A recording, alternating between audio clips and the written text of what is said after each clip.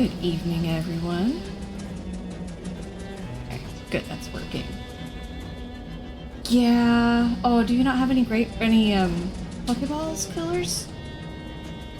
I think if you go in, let's see, there's a way to buy more Pokeballs, and it's actually pretty easy. Let me see if I can.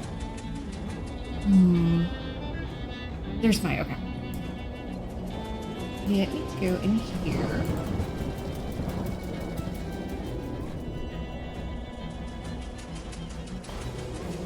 And then, okay, so in the little widget thing underneath the in the about section, if you go to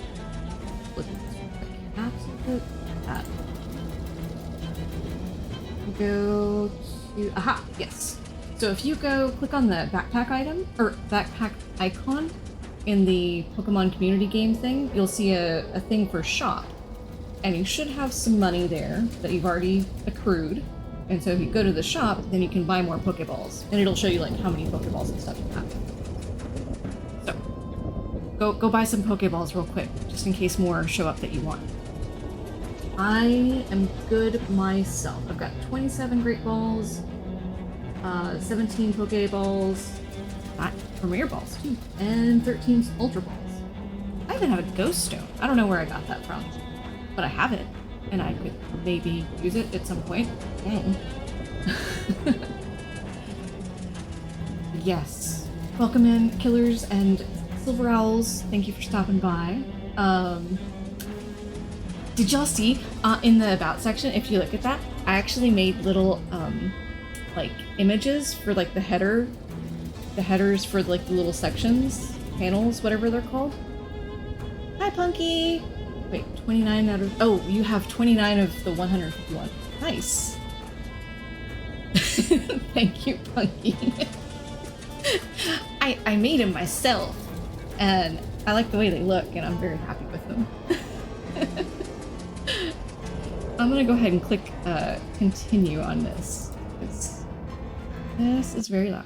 There we go. Now I can hear myself think. Yes. Much fancy. It's like, it just, I don't know, it just makes me happy to look at it. It's good to read your words as well, Punky. How are you doing? How's everyone doing? Oh, I clicked out of the window again. There we go. Oh yeah, I'm rich. I got lots of meat.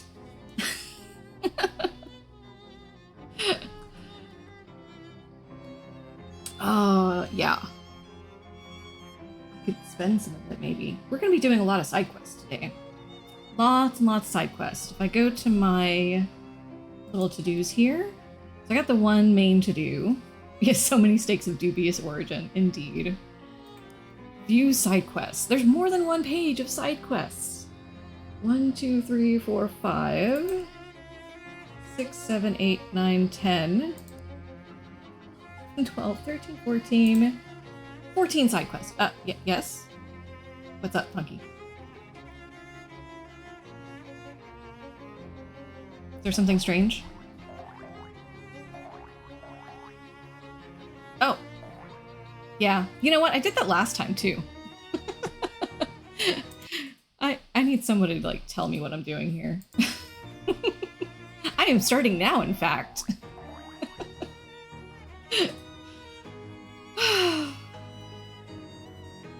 Yay. Thank you, Punky.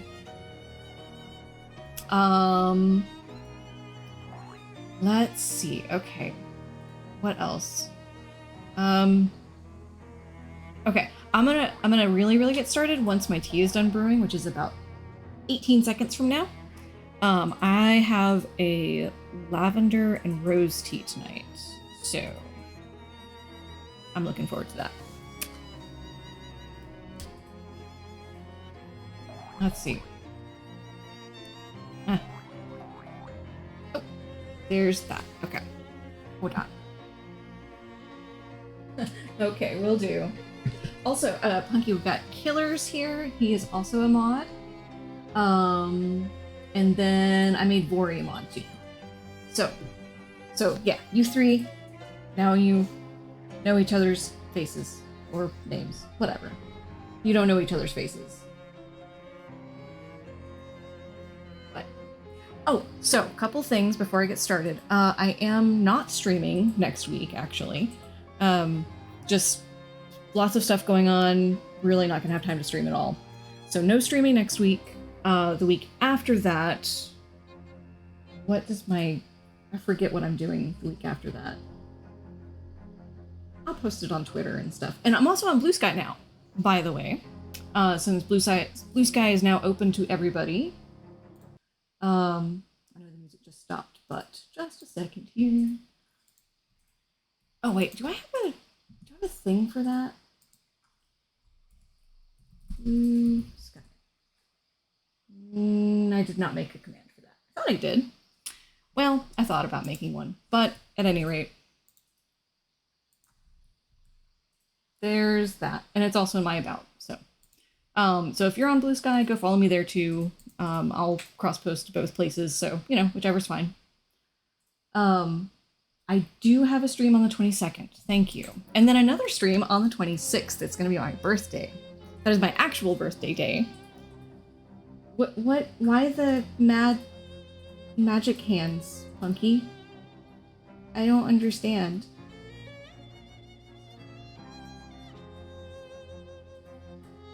Why the mad magic hands? Oh, you do look cool with magic fire. I was afraid I did something wrong, and I was like, did I anger the Punky? I was like, I don't want to anger the Punky. But yes, you do look very cool with magic fire.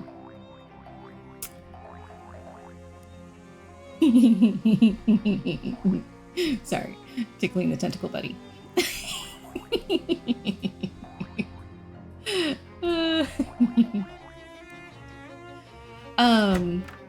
So yeah, the 26th, actually, Killers and Inky-san and Punky and Bori and Vale. I think I got everybody. Vale Rhyme. We are all going to be playing Lethal Company. It probably 8 p.m. is what 8 p.m. Central is what I have on there, because that's, you know, when my kid goes to bed. So, that's the easiest thing for me. What is my character doing? Just weirdly sitting on the ground. Okay. And it's going to be a lot of fun. So I'm looking forward to that.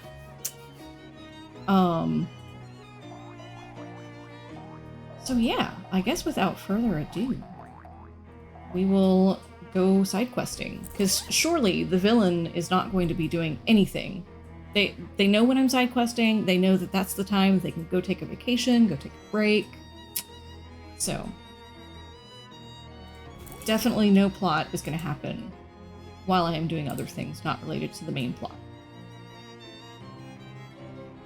Okay, so I need to go to the Radio Shack in the Big Moist and plug in some sort of transmitter. Alright, let's do that first. It's first on the list. Oh. Yes, I know I've got a lot of side quests. Come on.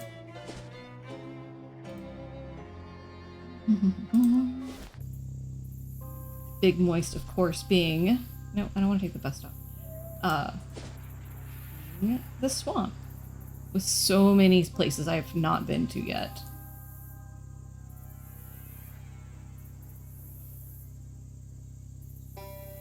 Distant frog sounds become less distant frog sounds as you find yourself very close to a lot of frogs. And yet another location opens up, the Frog Bog. Yes, this map is on a sponge. Literally, when I headed out to the swamp, Jessica handed me a blank sponge.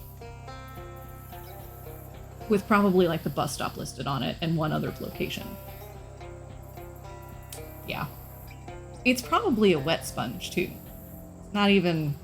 I doubt it's even a dry sponge. It's just somehow perpetually wet. We're not going to hang out with frogs right now. On a mission. Alright. Keep out? Aww. I don't want to keep out. Good luck, Punky! Oh, wait, you need to do the poke catch again. It didn't do it right. There's a space between your exclamation point and poke catch. Oh, sorry. Clicked out of the window again.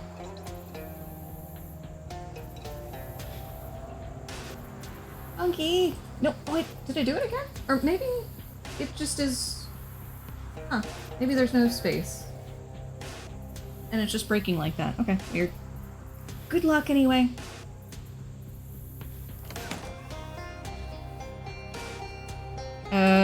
There's some angry looking people in here. Huh. The lights are all out. There's a gator man and 2 angry people. Yeah, shrug. I don't know, man. I just work here. Oh. Should I remove the tape? I bet if I remove the tape, like, the entire building will fall down. I mean, probably not, but that would be funny. Slow it. No! Not okay, Nidoran.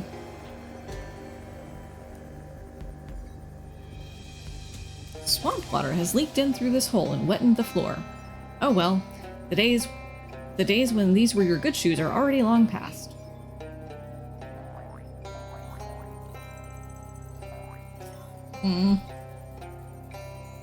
There's some guys hanging out here looking stoic and cool, and also a gator man with more than the usual allotment of teeth. Well, of course I'm going to approach them. Hi, who are you guys? The, radio technicians. I'm suspicious already. I think he's a vampire. Why are you standing here in the dark? Why not? It is radio. There is nothing to see. Well, you got me there. That machinery looks weird. Are you speaking of the battery units that appear to be powered by outer space or some form of negative energy or something like that? Is that? Yeah, that's strange, right? They are not standard issue, it is true. So what? I cannot tell you any more about them. Aw. So what's the stuff for? Sigh. Always visit questions. Sorry, I have a curious nature. I will not reveal to you our employer's plans. Their plans to use this equipment to broadcast her voice across this country once she has assumed full control of the government. Aw, please? No, stop asking. Shucks. Cool, now I'm gonna attack them.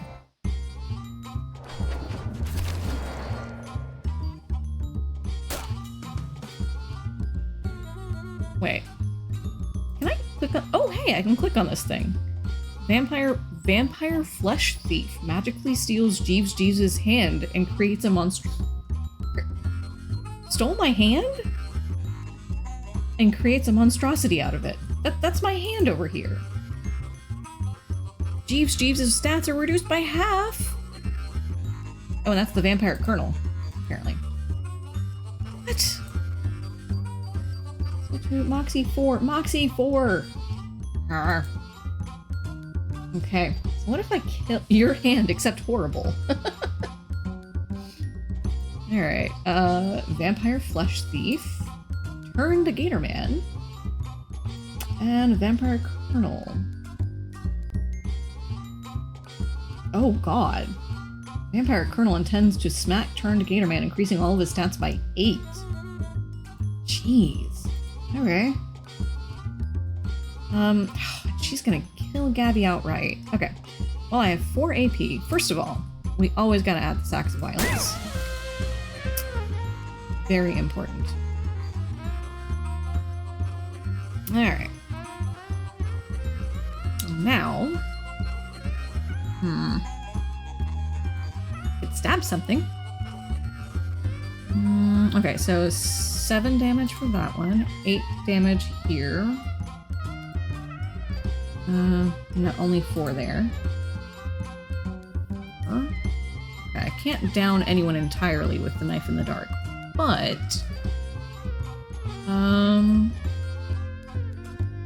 Okay, I'll stab the Colonel. Aha!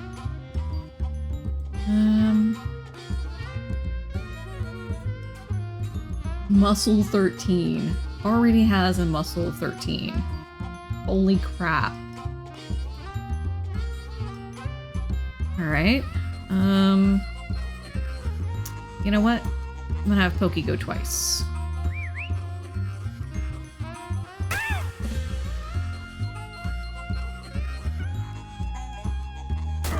Oh, nice. Good job, Pokey.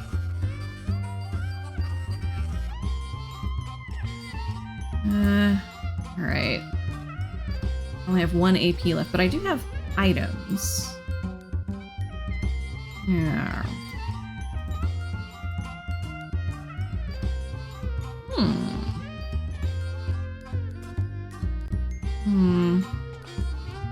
Wait, I'm gonna use 4 more combat items this turn? That's cool.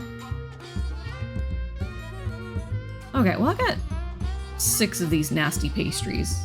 Why don't I lob one of them at somebody? I'll lob one at the Colonel. Wait, yeah. Lob. And lob. Alright. And I'll save everything else for later. Alright, I'm not worried about my own hand.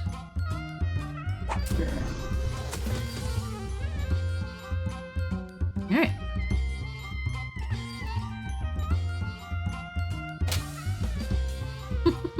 She just gave me a high five.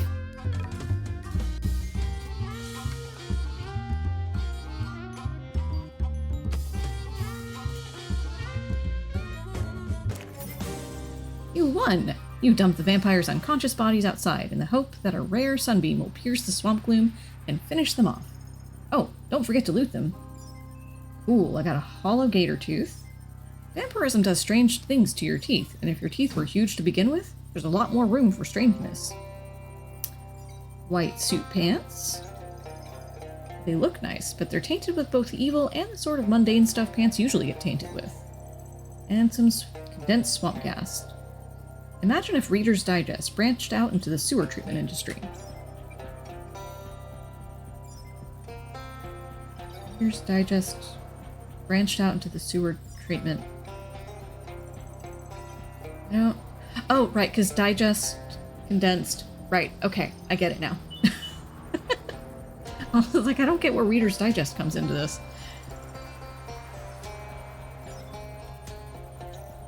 Apparently, this machine is powered by evil, or at least weird.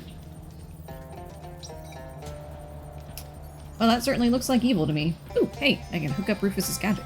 You don't know what this console does, but if it's any consolation, nobody really expects you to. Plug in Rufus's gadget, and the console starts emitting a different series of beeps than it was emitting before. There's nothing on the table. I guess it just looks cooler to stand around a table than just arbitrarily around the room. Ooh, there's a restroom. Y'all know what that means, right? A toilet to flush. Were those guys sharing one bed? Wait, why isn't it a coffin? Wow, this thing is pretty cool. It also looks very lightweight. Grab it. You carefully pocket the zappy orb thingamajig. Oh cool, it's one of those glowy lightning ball things, like where you put your hands on it and the lightning like goes towards where your fingers are. It's one of those things. Nice. And dig through the nightstand. Cool. Jewelry case. What? And I've gotten a few jewelry cases. What I can do with them. There's a to-do list here with a single entry. Guard the radio equipment. You erase the check mark. Go ahead and Gabby. Nope, okay. Restroom. A toilet, thankfully devoid of any broadcast features. Woohoo! It isn't important to look good if you're on the radio, so this sink has a first aid kit instead of a mirror. The radio people were probably saving this stuff in case anyone ever invents video, and they have to go to war. A styptic pencil. These are for when you cut yourself shaving, but it's not like you're going to void the warranty on it if you use it on something other than leg or face or armpit blood. Oh, I see. It cures bleeding. Okay. Okay, anyway. And Britworth's finest toothpicks. Excellent. The sink is now only capable of second aid. Alright.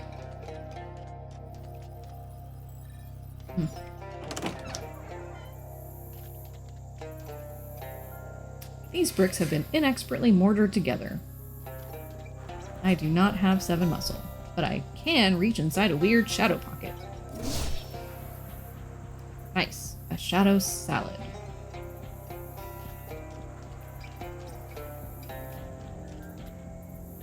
Are you ready to go to a different but equally wet place?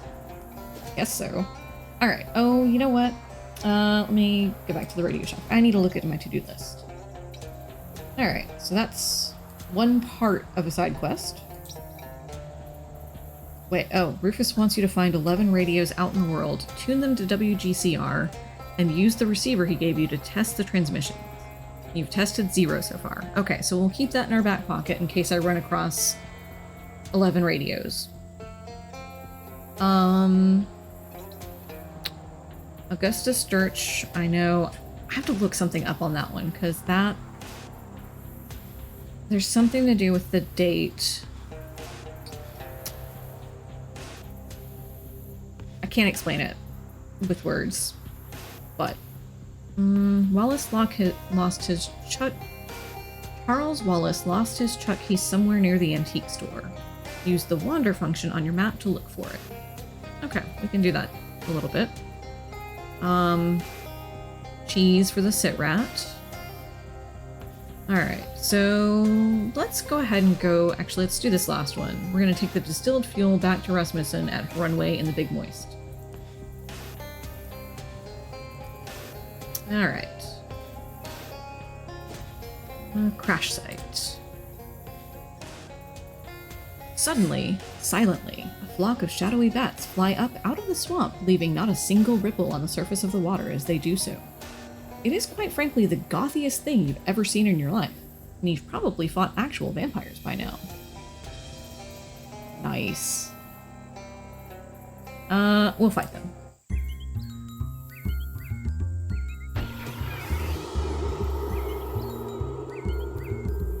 Jeez.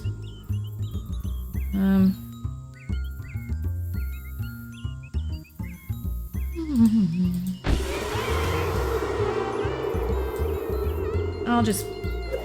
Doesn't look like it would be terribly difficult. Fight. Okay, so that one's gonna kill Pokey.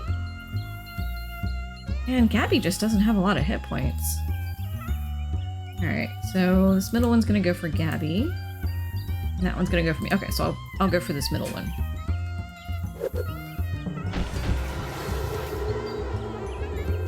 Okay.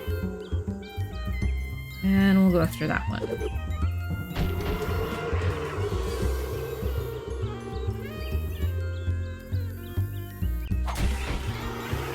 Look at that.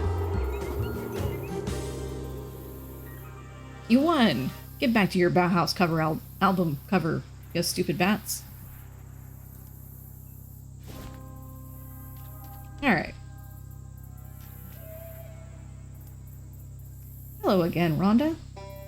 Hi. I got your plane unstuck. Oh, geez, hold on a second. That was my phone. Like, one of those alerts. On your phone. Very loud. Okay. Where was I? I saw. That was a hell of a trick, I gotta say. I am duly impressed. What on me and feel? Sure, why not? Speaking of distractions.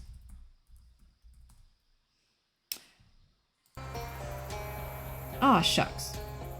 She's still caked in mud and weeds and all, but I guess that comes with the territory. In a literal sense. Nothing a little elbow grease can't correct, plus maybe a little regular aircraft grease. I got your fuel cleaned up. No Shinola? If there was any way in there, I think I got it out. If there was any in there, I think I got it out. Let's have a look. She opens the can, pours a little into a wine glass, and swirls it around while peering at it closely. Look at that. No legs at all. What does that mean? No legs? Oh geez, did I mess it up? No, that's a good thing. It means you got rid of all the water. Don't see any dirt in here either. Nice work. Thanks. Okie doke.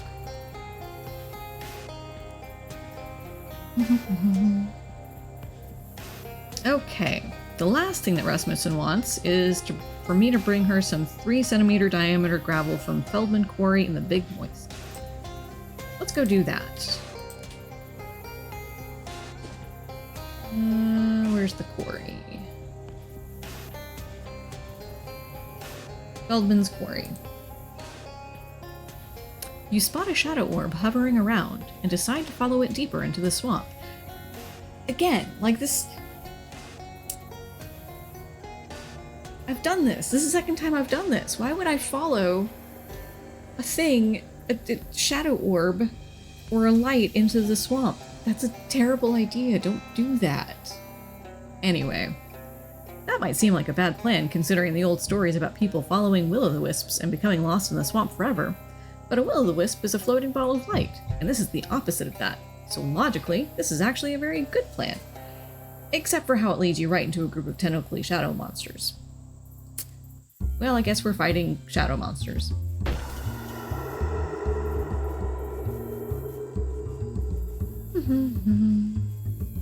It's gonna poison everybody. I like the shadowy orb intends to non-corporeally bonk Pokey the mosquito. I did not know this. My mosquito is a girl. Did I know that? I don't think I ever actually asked for Pokey's pronouns. Well, now I know, and I'm sorry, Pokey, if I misgendered you. We're going to... I'm not worried about this fight anymore.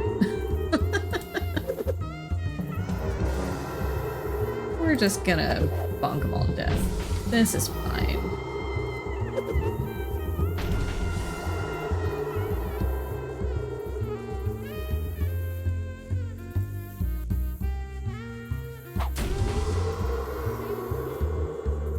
I didn't know that. Only female mosquitoes bite for blood? Huh. Alright. Good to know. And you know, it kind of makes sense.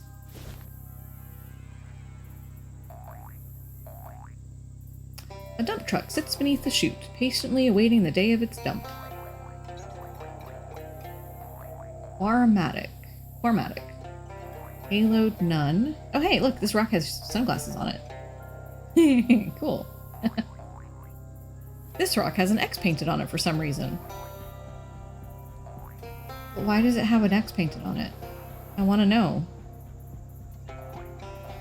Alright, I'm gonna... Oh! I got rid of that too quickly. I got Shadow Wine, is what that was. I don't know enough Hobo code for this one. Okay, so I can't translate that. That's okay. Okay, so this is a puzzle, apparently. So... Units. What does this do?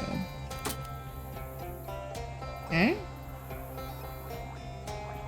Reload.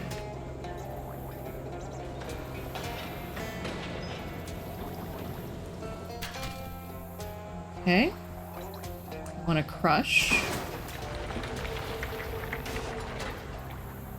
Found it? Okay. Oh hey, it tells me up here, payload 6 centimeters. I need 3 centimeters, I think. Oh, the polish takes off 1 centimeter. Okay. Oh, you can hear the rocks tumbling around, but it doesn't seem to be doing anything. Okay. Oh no. Okay, that was not what I wanted to do. Okay. Gotta pay attention to that payload thing. Okay, so what does crush do? I didn't count that. What if I do crush again?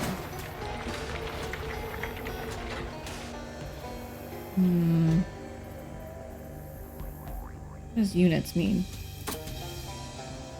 Chunk? Oh, I see. Okay. 3 centimeters, right? 3 centimeter diameter gravel. Okay.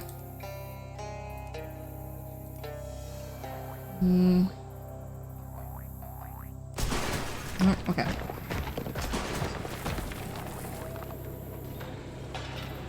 Okay, so it goes from 52. Starts at 52. Okay.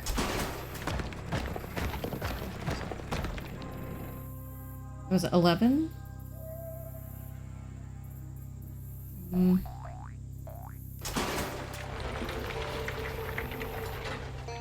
I gotta be honest, I kind of don't want to do math. So, nope. That's not gonna do it. Okay.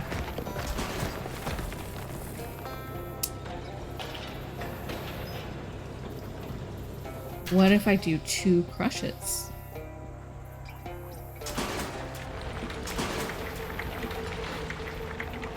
What if I do a polish now? Nope. That's not gonna work. Yep, there we go.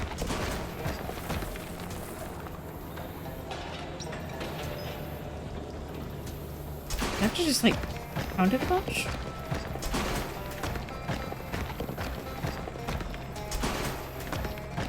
$18. 8. Nope. Okay. I probably should be trying to, like, do something here. Alright.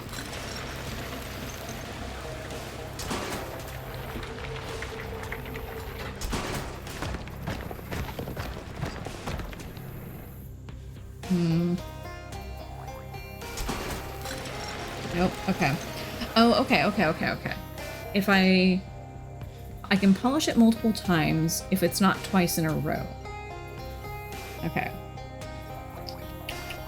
Alright, I'm just gonna do that.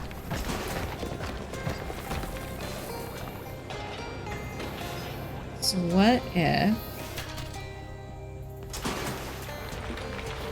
Go down to 17. 16. Nope, that's not gonna do anything. Okay. Jeez, why does this have to be so picky? Why don't I sit down and not have pen and paper next to me? Hold on. Big puzzles.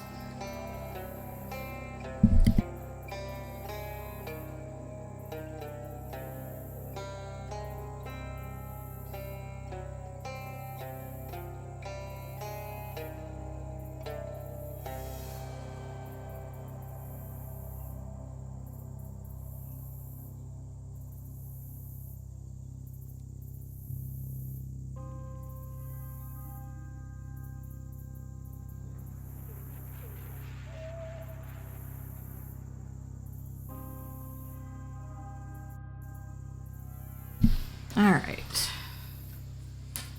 Pen and paper. All right, so we start at 52. And if I polish it, it polishes down by 2. Okay. So polish equals 2? Question mark. So now we're at 51. Okay. Pound seems to be 11.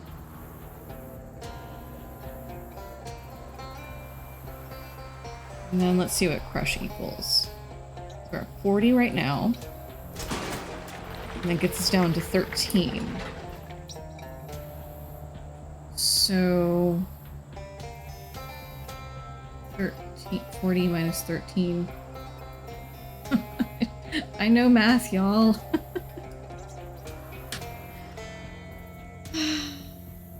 Hold on. Y'all are welcome to backseat my math. 27 is what that equals. Okay. So, what is that? Crush equals 27, I think. Crush equal 27.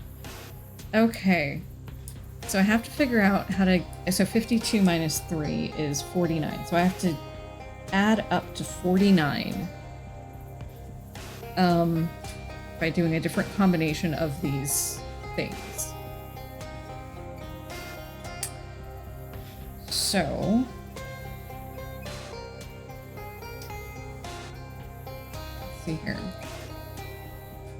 27 plus 11 plus 2 is 40. Okay, so I can't do all three of these things, I think is what this means, because... Wait, no. No, that's 40. Okay, wait.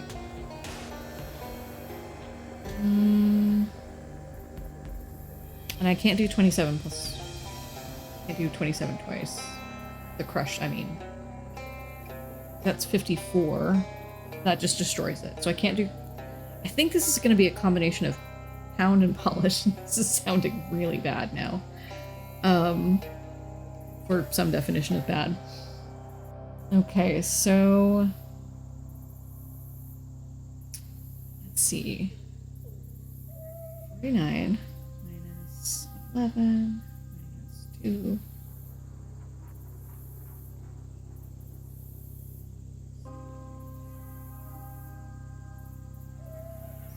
Nope, that's not going to work either.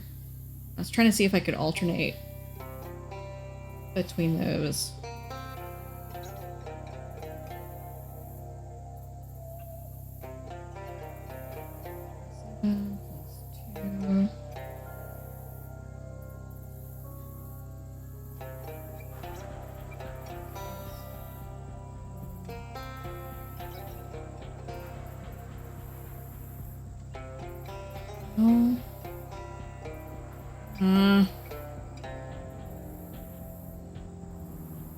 I'm not smart enough right now for this. Okay.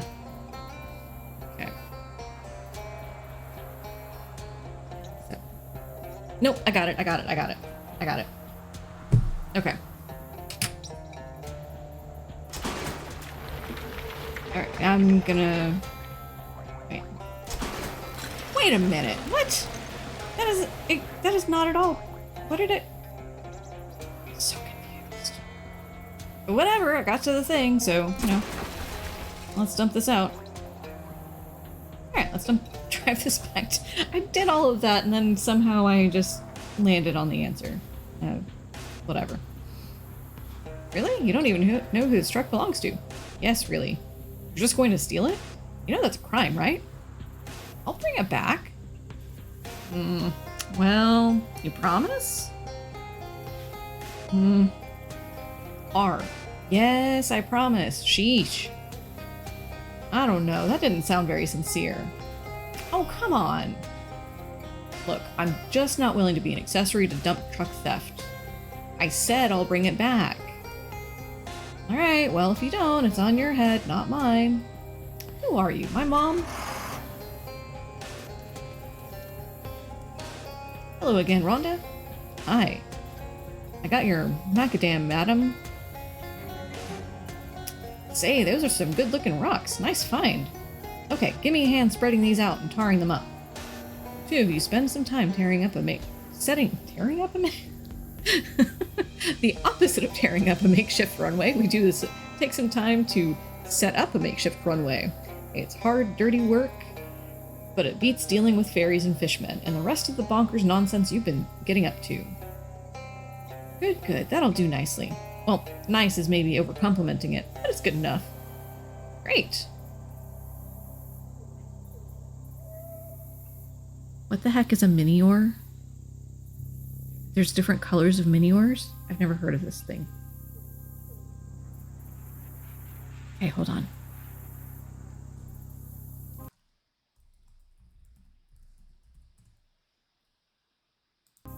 Okay, anyway. Okay, well, so now what? I guess you're all set then? Looks like it. Got my plane, fuel, and runway all sorted out. Thanks a ton. I couldn't have done it without you. You know, you could have a career in aviation if you ever decide to give up. What do you do? What? Give up? What do you do? I'd rather not attempt to explain it. Gotcha. I've had jobs like that. Well, I haven't got any meat on hand to pay for your time, but here, let me give you this spare flight helmet as a souvenir. Oh, neat. Thanks. You earned it, pal. Keep her flying. Ooh, nice. +1 mysticality and moxie. A stylish leather helmet that will help you convince everybody that you're a celebrity aviator. Good luck! Oh, hey. Bye-bye! Alright. I wonder what would happen if I don't drive it back. Cool, I caught whatever that Pokemon is. I have no idea, but it's mine! Haha. Alright. I'm gonna go back to the quarry and see if the narrator gets mad at me. You find an old medicine show wagon overturned in the swamp. Most of its contents have long since hazardously dissolved into the local ecosystem, but there's probably still some stuff left. A few damp toiletries and even damper medicaments. Gauze pad, charcoal, rhino balm, and mercury eye drops. This product is safe and effective, and don't ever let anybody tell you any different. Cool.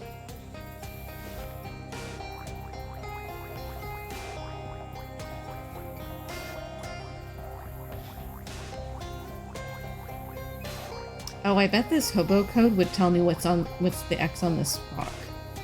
Okay. I'll have to learn more hobo code. I'll do something here.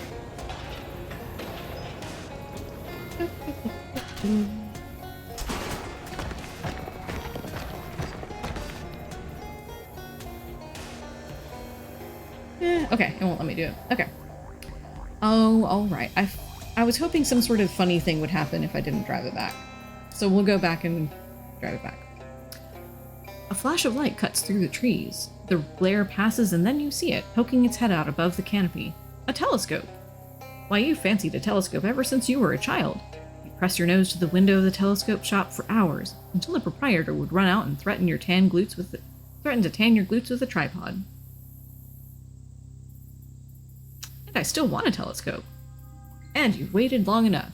Go and get your telescope. Cool. Telescope in a treehouse. We're gonna keep going where we're going. Alright. I guess I'll drive this back.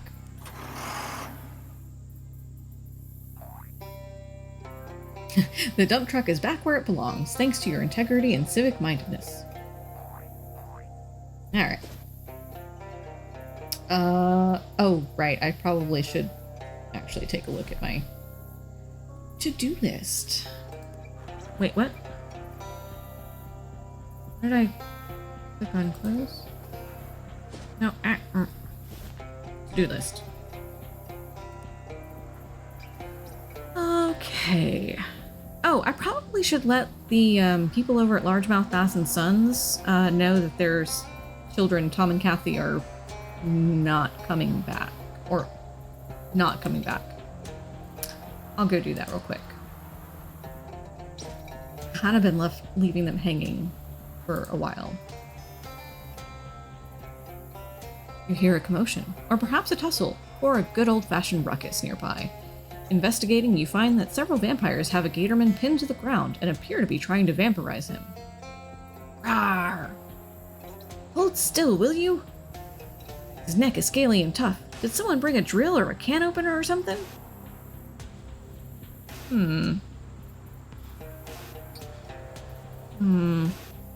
Yeah, we'll interrupt them.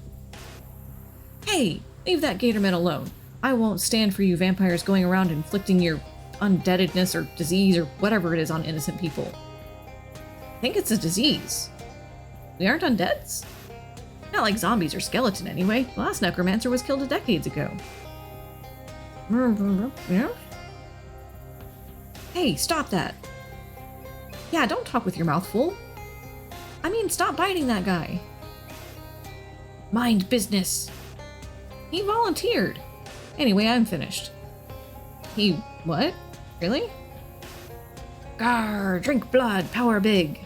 The Gator Man stands up with a terrible red glow in his eyes. Drink blood, kill busybody. Ah, jeez. Did he just not fart. Did he just burp on me? Dude just burped on me. Yep. Shriek/belch.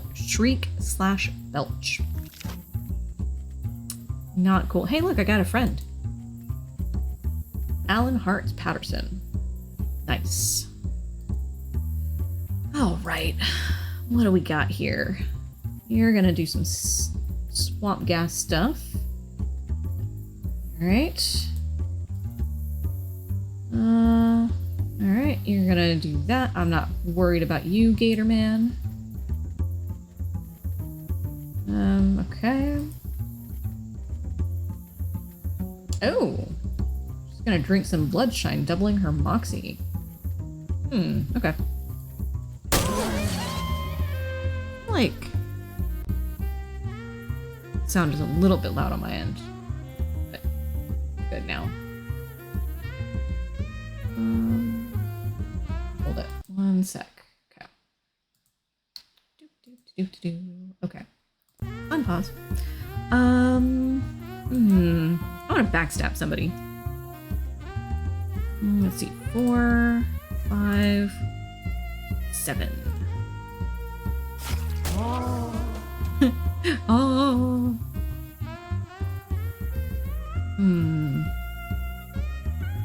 Okay.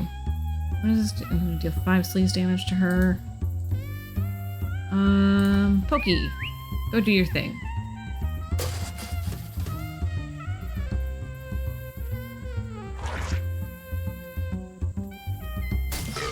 Yeah. Good job. Best mosquito friend ever.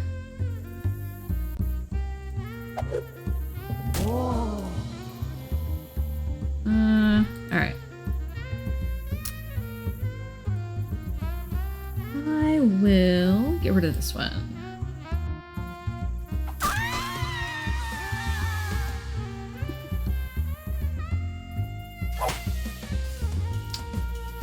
Hey! That wasn't nice.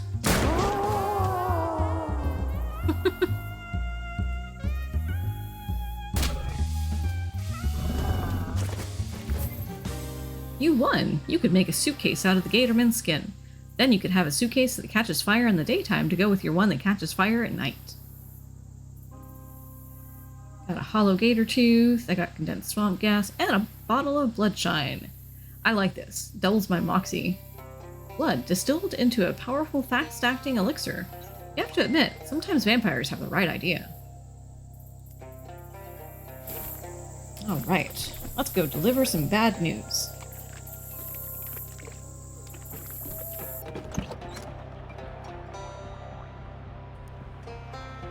Don't you dare show your face around here, you dithered. Now Kathy is lost. I've received a telegram from her, and now she's throwing her life away chasing the Judge Wig of dreams of youth. Sorry about your daughter. I only hope she'll realize the mistake she's made. Her mother always told her, don't throw away your life for a man like I did. Meaning you? Huh. Now that you mention it, I wonder.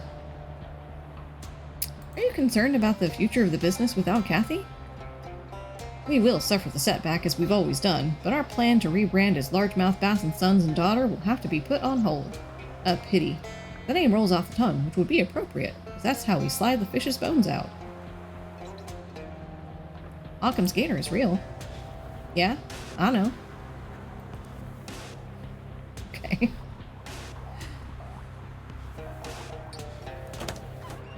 Hi, kitty cat. Can I pet you? Yay, I can pet a kitty cat! When she sees you, the cat leaps into your arms and licks your cheek with the vigor and sloppiness of an animal 10 times her size. Hey there, girl, what's your name? The cat nods at its collar. Scylla, it says. Scylla, huh? And what was that big lick for? The cat nods at the other side of the collar, which says, you didn't go against the family. New cat unlocked. Give her a pet. Scylla accepts the pet gladly and urinates on your leg before hopping off your lap. Hooray. You're a part of Scylla's family now, and families will never loan you money. You'll just have to get it on your own. Nice. Go clean up. Okay. Kitty cat, kitty cat. Alright. Gotta go deliver bad news to the other one.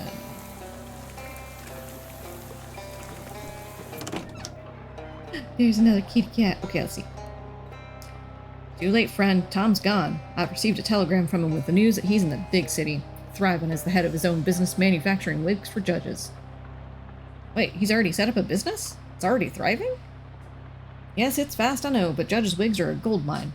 And I can't tell you, and I can tell you don't have business instincts for you to recognize that right away. All you have in your mess is hardtack. Hardtack's about all we eat. It's reboned, too. Hardtack doesn't have bones. That's changing. Bros, don't put bones in your hardtack. What? Do that. Sorry about your son. Do you know, I'm actually proud of him. Always thought he was a dreamer. Never realized he had those killer instincts for business. Ah, yeah. He's a good sort, Tom. Maybe I've been unfair to him. Can I still get that fishing rod? I don't have the rod anymore. When I got that telegram from Tom, I threw it into the sea. Let the fishies have it. I figure they'll use it to destroy each other. Sweetbin to pick up the pieces. Okay. Are you worried about the future of the business without Tom? Succession is only an issue if I die, wouldn't you agree? And that's far from inevitable, especially if I invest in a good helmet. Yes. You only die if you don't have a helmet. Okay. Occam's gator is real. I saw him. In the shower, yes? No? It's just that that's mostly where I see him. He's seeing you. Let's see. Can I pet this kitty? Yay! Maybe? Yes. As you approach, the cat raises a quizzical eyebrow. I don't know what you're talking about. I certainly didn't have anything to do with helping Tom Chapman and Kathy Tracy flee their largemouth bass fishing fathers. The cat only chuckles in response. What's your name, girl? The cat points to its collar. Charbitus. Charbitus?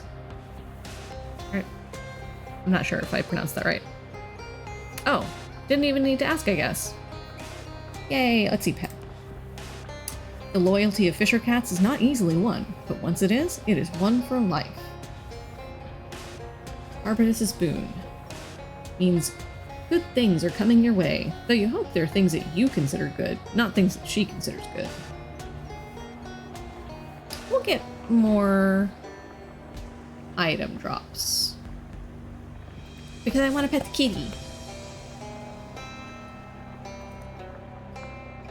Oh, wait, hold on. Oh, look at the kitty. Okay.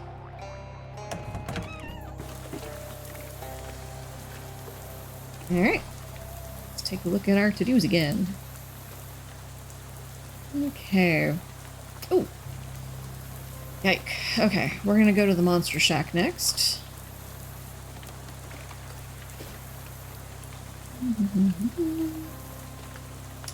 Monster Shack. There's so many things. Monster Shack. There we go. As you round a clump of mangrove trees, or whatever kind of trees these are, you come face to face with a bearded gator man and his filthy sack. I should clarify that it's a burlap sack, and it doesn't have a face. Just the gatorman does. Whoops. Buy sack. 127 meat. Sale final. Sure. As Punky pointed out, I do have like 2,500 meat, so I'll buy the sack. You open the bag and reveal your prize. It's like Crimbo. A sad, wet, dirty Crimbo. Got a gator stick, 2 nasty pastries, and a swamp eel hat band.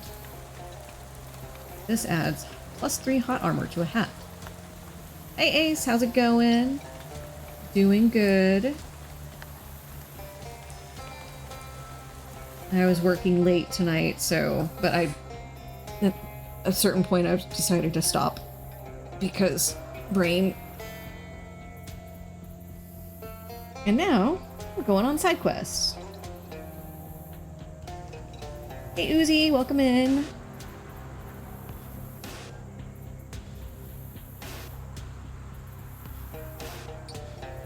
Thank you for the head pats, Silver Owls.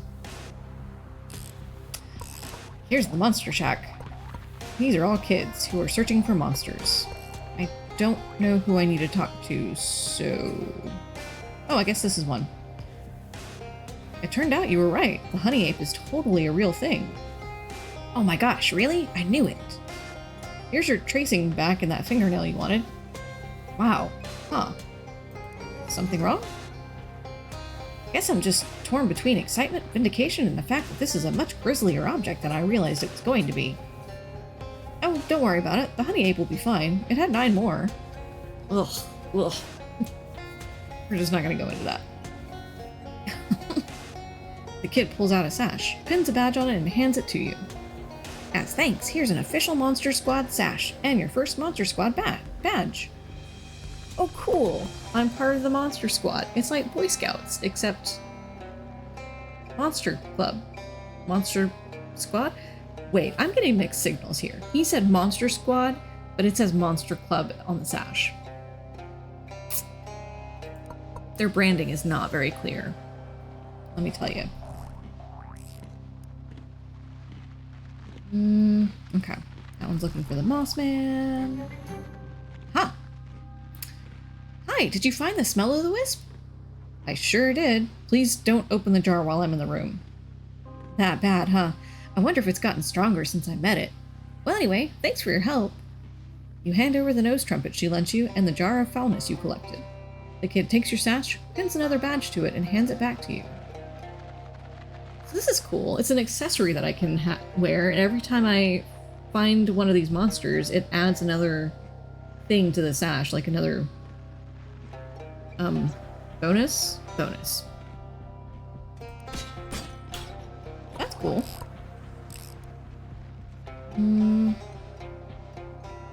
Oh, hey, cool. I can do another part of one of my other quests. I'm gonna go, nice hat. What's the triangle mean? Thanks, it's the Great Pyramids. One of them, anyway. Ever seen them? Only on your hat, not personally. Well, maybe you will someday. Sure, who knows? Any chance you can get WGCR on that radio? Can't seem to get any station right now, sorry. It's okay, I was just curious.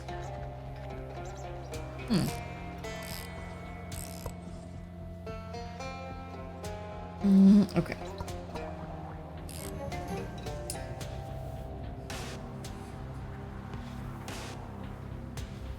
Hey, I caught that Chupa Naranja you were after. It looked pretty fierce, but the trap did the job. Wow, that's great. Now we have real proof for why there aren't any oranges in the swamp. Sure. Anyway, here's its nostril. Neat. I'll wear it as a ring. Ugh. Ugh. Okay. Anyway, don't go near that part of the swamp for a while. It was real mad. This Monster Club sash is gonna be super badass. Okay, I can't pet that cat yet, because I have to do more of the Monster Club stuff. Okay. Nope, not what I meant. To-do list. Okay, so find the Moss Man at Moss Rock Grotto in the Big Moist and get some of his moss for a kid in the Monster Shack. We'll go to Moss Rock Grotto next. Look at us, just clearing these things out.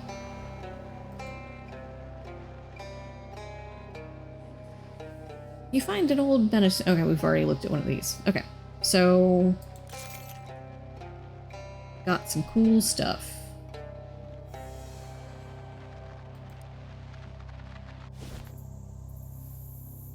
Alright, Moss Rock Grotto.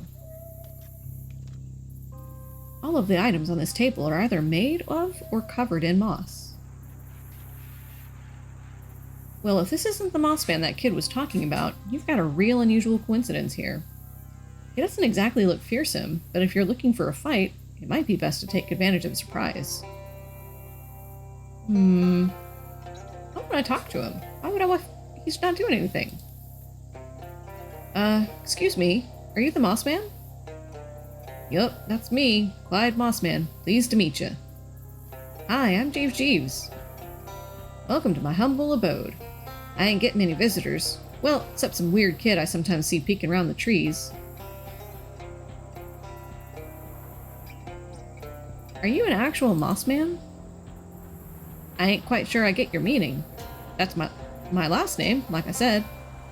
Yeah, but are you a human person or some sort of moss swamp creature? I get that this is a strange and possibly rude question. Well, I weren't always this way, but I've been living in this swamp a long time. Just kinda dug in and got comfortable. Moss just sorta grows out of me like natural like now, instead of hair.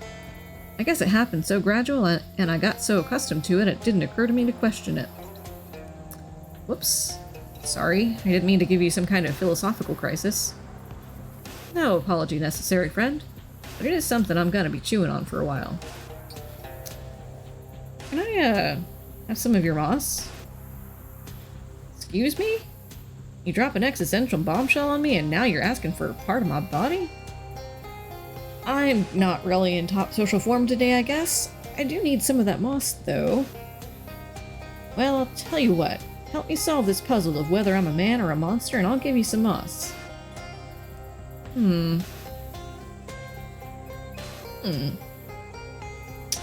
I will use my cryptobotany. Well, let me have a look at this moss. Oh yeah, this is Sphagnum decidiosi. What's that when it's at home? It's sort of the moss version of a fungal parasite. It grows on animals that don't move around much, like sloths, and steals the energy and nutrients that would otherwise be used to make hair. Basically harmless. Well, that's a relief. If you ever feel a strong urge to get yourself eaten by wolves, though, I'd recommend trying to ignore that. Gotcha. So this means I'm a regular human? Well, yeah, with an asterisk next to regular, maybe, but yeah. That sure is a relief. Let me give you some of this moss like I promised. I got the moss man's mustache. Thanks. Say, are you a hobo? Well, ain't the thing about hobos that they're always on the move? I feel like I'm practically the opposite of a hobo. I happen to know a group of hobos that have settled down and built themselves a pretty nice camp. I bet you'd be welcome there if you're interested. Well now, I do value my solitude, but it certainly couldn't do any harm to visit and see. In fact, I do believe I'm due for a vacation. You mark the location of the hobo camp on Clyde's map, and he heads off in the direction of the swamp with a wave. Into the swamp with a wave. Whatever, I'll just make up words sometimes. It's all fine. What is this? Ooh, this rock is covered with eastern twinkly matamoss. I get some magical dribblings, glowing ooze, and energizing powder. This is a natural energizing compound. Nature speaks in mysterious ways, but not before it has had its coffee.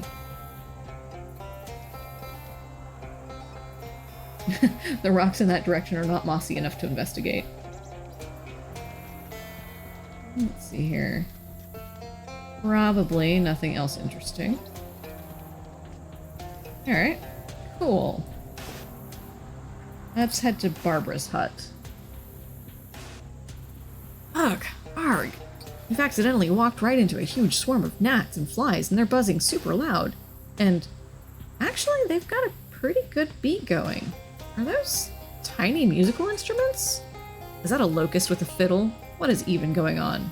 Well, of course I'm gonna join them. Come on. You swing your hips and give the swarm a little of the old soft shoe and a jaunty whistle. The insects are super into it, despite the fact that you kill several of them every time you clap your hands. And when the show eventually winds to a close, They leave you a tip as they buzz away. Cool.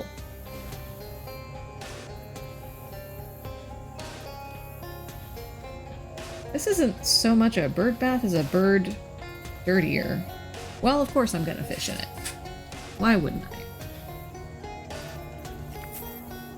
I? Alright. Roadie barf trout sounds appetizing.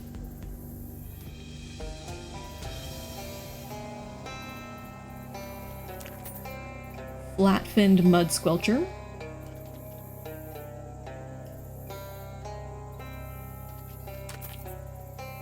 Wetlands nasty bass.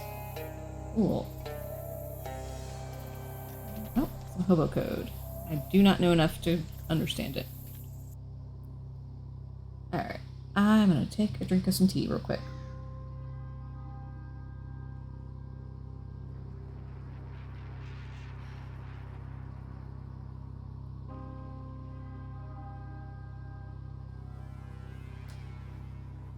This tea is so good. Gosh, I'm gonna make this every time.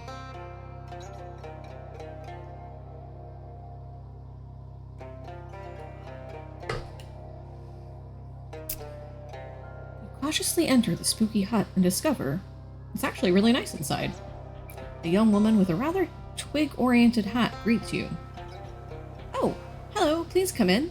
I don't get many visitors apart from the birds. I might be in the wrong place. Are you Barbara Yargara? That's correct, and you are? I'm Jeeves Jeeves. A pleasure. Come on in, come in. Oh. Ooh.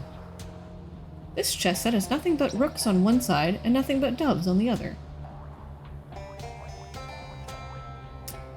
Barbara's well-maintained arcane oven.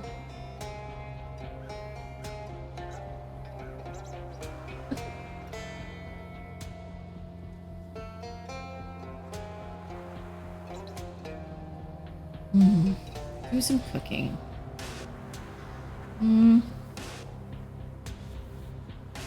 Nah. I bet I could buy mana-enriched flour from somewhere. I think there's a bakery back in town. In my home base. So, anyway. Let me wander around and poke in all your stuff. I don't want to do that. A small bird bath. Huh. I've never seen an indoor bird bath before. Oh, that was a gift. It's too small for my birds, though. Oh, that's too bad. Barbara does not appear to have set out a feast for her crows. This is a really nice house. To be honest, I was expecting everything to be a lot more, you know, witchy. Oh, you've heard the old stories. Those were about my granny. She was really into croning. Croning? Being a crone, you know, all the really old traditional magic stuff. She lived to be nearly 200 years old. When she passed, she left me this house and all her birds and so on. I see. Is that why you're here? Chasing the old legends of Barbara Yargara? Well, not exactly. I met a kid who's into the old stories, but he was afraid you might be the child-eating kind of witch, so he sent me instead. That's adorable. I don't think I've ever eaten child, but there's no telling what was in Granny's stews. I'm not sure if that was meant as a joke, or... Sure. Anyway, I'm supposed to take back a feather to prove that I've met you. Okay. I can't just give you one, though. Are you sure? Yes, sorry. I have to give you some kind of test first. It's a traditional thing. What sort of test? Well, it's a lot of work keeping this room clean, what with the birds and all. I'm getting behind on my other chores. Ugh, chores. Or you could fight me. Fight you? Granny trained all these birds to be killers, but I haven't exactly been looking for trouble like she used to do. So they could use some exercise, you know? Tell me more about these chores. I'll need you to muck out the bird bath out front and pick the ripe cattails out of my cattail patch for me. That's only 2 things. Isn't there a 3rd thing? Of course, but I'll tell you about that after you finish the first 2. Okay, I'll do the chores. great. You can tell the ripe cattails by how they look a little different. And I'm sure you saw the bird bath when you came in. Got it. Ugh, okay, I need 6 sleeves and stench armor. Okay. Let's see what I've got.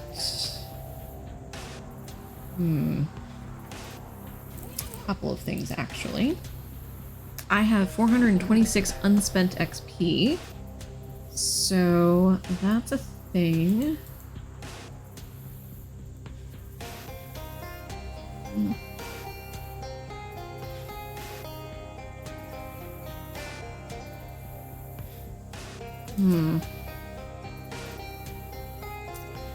So this isn't going to help me with the bird bath thing, but I might as well spend some of this XP.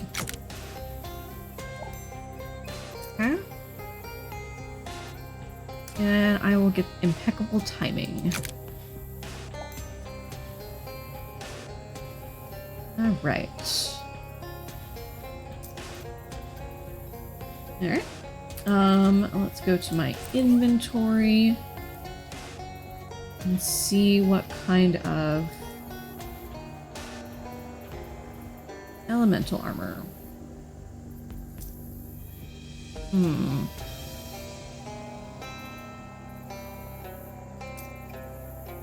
Alright, well I definitely need... Ooh, you reheated a bunch of curry in the oven for dinner? Nice.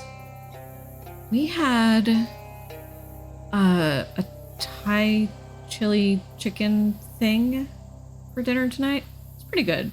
The I think the sauce was a little bit strong, but yeah. Ooh. Well, it probably won't do enough. Okay, look at my character sheet here. Okay. Stench armor is currently at 4. I also need 6 sleeves armor. God, I don't know if I'm going to be able to do that. 2 pounds of it? Holy moly. That is a lot. That's going to last you a while, though. Oh, wait. I don't know why I did that. Clips. Inventory.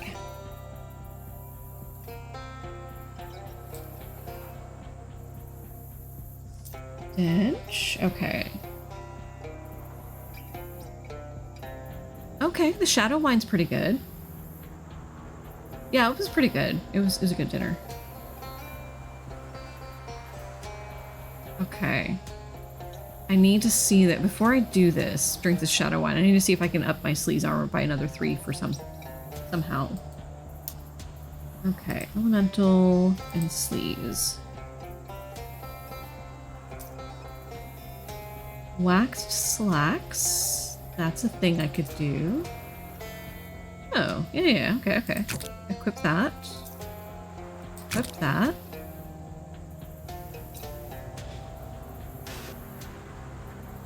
Okay, let's see where I'm at with everything.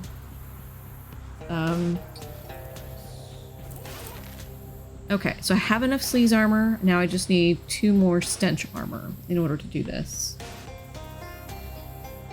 It's just for tonight? Oh my gosh.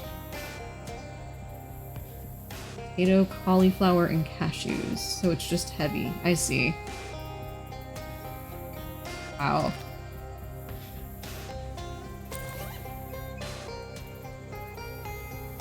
Mental stench. Okay.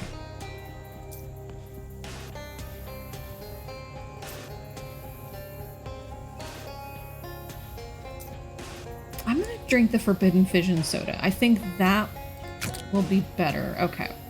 So now I have the flavor of everything. Wait, no. Character. Okay, so I have 6 and 8. Excellent. You slop the filth out of the bird bath and hide it behind a tree where no one can see it. This cattail might be one of the ripe ones? Excellent.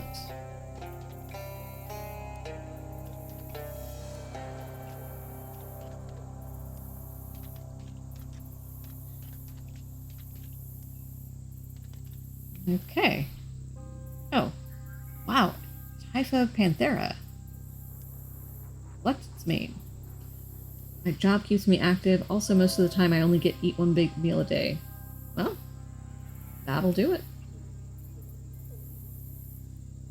Yeah, if you're super active, you definitely need the extra calories and everything.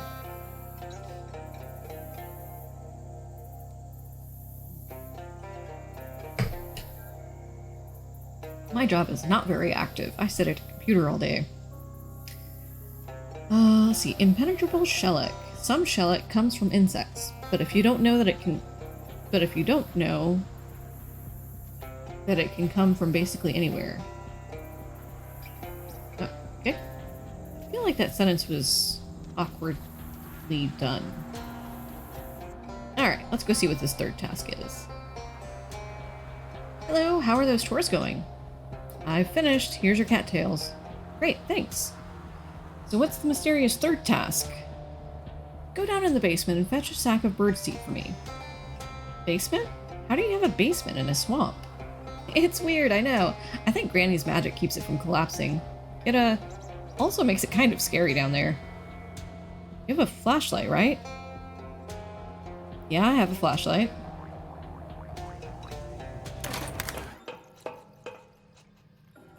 Oh, nice. A rift. This fuse box is broken beyond repair. You have no choice but to dwell in the darkness. Wow, Barbara wasn't kidding about it being uncomfortably dark down here. Go deeper. Of course we're going to step through a shadow rift. Whoa. Oh, I'm Barbara. I see. And there's a crow. Oh gosh, that was startling. The bird speaks in an eerily articulate human voice. It is what? Starve you it, eat you if. It need rich thee and it have poor thee. Shadow thee then darker and infinity then greater is it. Oh, this has anyone seen Robin Hood Men in Tights? If you haven't seen Robin Hood Men in Tights, it is hilarious. Some of the jokes may not stand up to today's standards. I don't know. I haven't watched it recently, but such a great movie. And the Sheriff of Nottingham in it always mixes up all of his, what are those types of words? Like the, it, and like, he always mixes up all of his words. And this feels like him. It is what? Starve. Okay. Starve if you eat it. The rich. We're men in tights.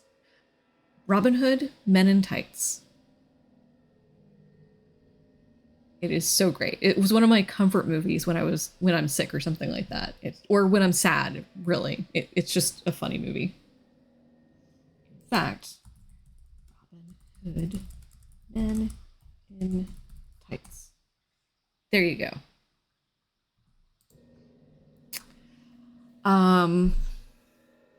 The rich need it and the poor have it.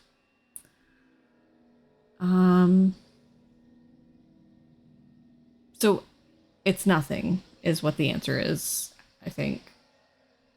Because I know that riddle. Shadow. Darker than shadow.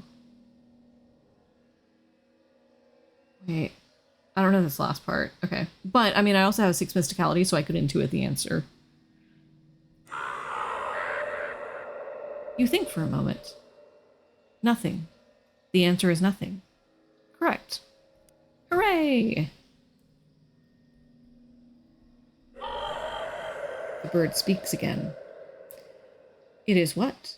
Eclipse every surrounds and beer your fills it. It for use no has shadow thee, though space and time of end thee, and everything of beginning thee is it. Okay. I could just intuit the answer, but I kind of want to figure this out a little bit.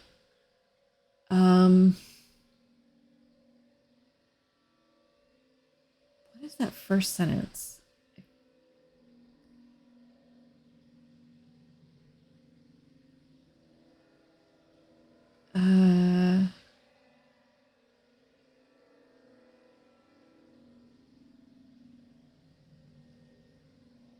can't even figure out how how to rearrange this sentence.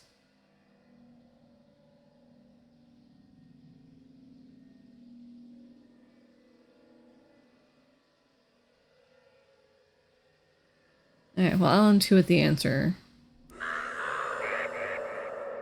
You ponder the riddle for a moment, and it comes to you. E. The answer is the letter E. Oh, I see. Okay, so eclipse every surrounds. E is at the beginning of beginning and end of eclipse, surrounds that word, and E fills the word beer. It for no use no has shadow, so there's no E in shadow. And space and time of end. Okay, so it's at the end of space and time and the beginning of everything. Okay. It's kind of interesting. The bird speaks. Its voice sounds louder and further away.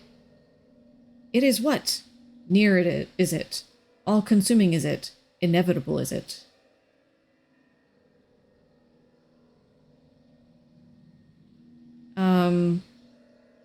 Taxes?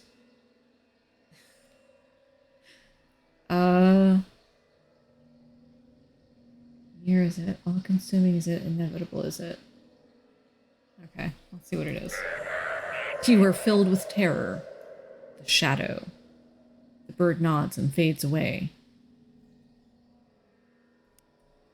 A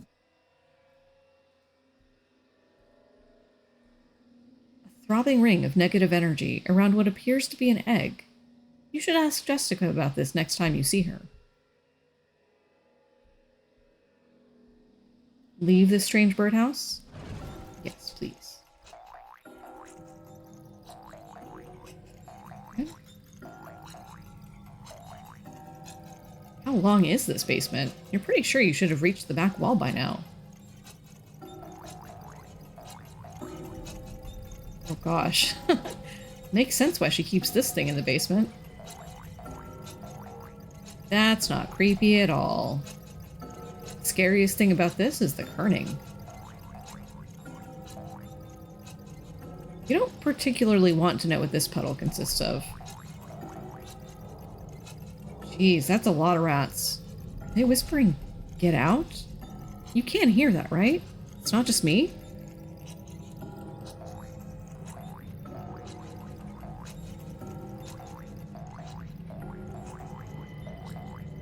Oh god, the wall is bleeding here. The ground has started to shake, and bits of dirt are falling from the ceiling. Rumbling noise almost sounds like someone growling. Your soul is mine. This seems like bad news.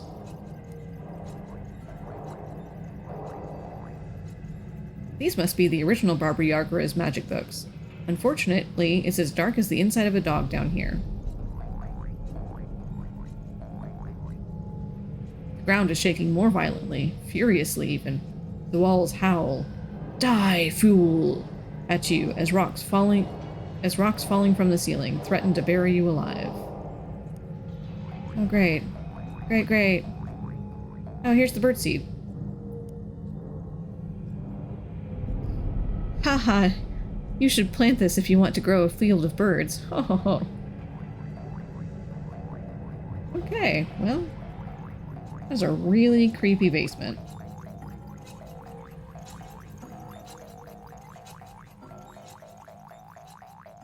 Boing, boing, boing, boing, boing.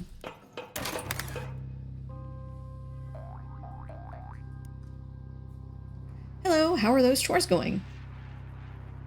Here's your sack of birdseed. You, kind of undersold how scary it is down there. Sorry about that. Maybe I can learn a charm to keep the mice away. And the voices? The bleeding walls? Doesn't sound familiar. Maybe your flashlight was acting up. Anyway, thanks. Here's that feather I promised. Thanks. Oh hey, I can fish in this again. It's clean now, and let's never speak of it again. You cleaned it yourself. You know there's nothing in there. Alright, time to fly. We're gonna go to the Monster Shack. Ooh, look! There's a big shiny treasure chest on that tussock over there. What's a tussock? It's like a big clump of grass or a small hill. That's really not the important part here, though. How about that treasure chest? Are you sure that's what a tussock is? I thought that was a cassock. What? No, that's the thing priests wear, like a close-fitting robe. I think you're thinking of a cassock. This is a cassock. It's not a Cossack. That's a 17th century Eastern European cavalry soldier. I'm pretty sure you mean cavalry. Alright, that's it. I'm done. Forget the chest. There's no chest anymore. Just get on to the next thing. Sheesh, touchy. I'm not the one who doesn't know what words mean.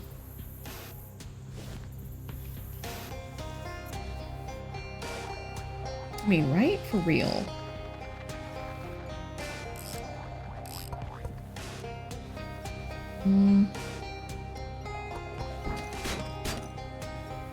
Ha! Hi, any luck getting that feather from Barbara Yargra? You mean from one of her birds, right? Right, yeah, she doesn't have feathers herself. We established that.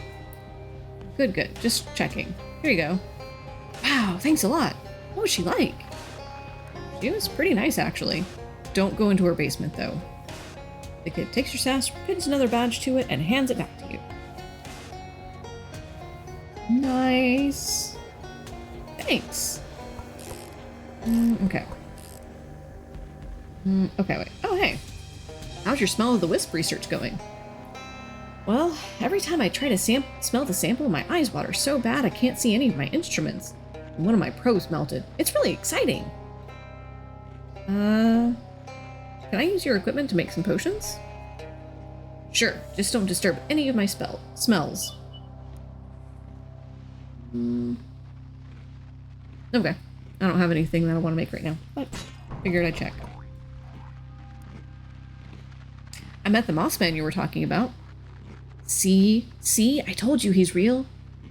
Yeah, he's a pretty decent guy, actually. He gave me his mustache. Here. Oh my gosh, that's amazing. Thank you. The kid happily sticks the mustache to his upper lip. How do I look? Mossy? This is the best day of my life. I also get one mysticality with this sash. Alright, cool. Enjoying that fingernail? Oh, it's not about the fingernail itself. It's more about the good feelings that come from knowing that you were right all along and everyone who doubted you was a fool. I see. Enjoying that? Oh yes, very much so. Alright. Oh.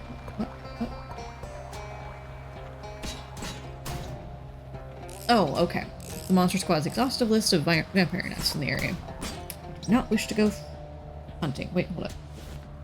To-do list.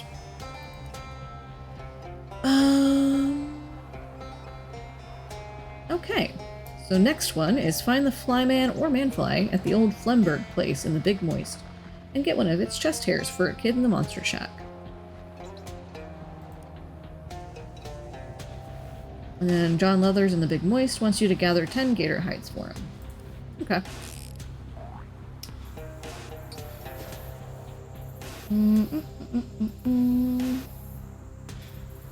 Flemberg place, all the way across the swamp. The shotgun-toting gator hunter hollers at you from behind the trees. You again? Told you to get. Didn't I give you enough money for the bus? Well, here. Gosh, thanks.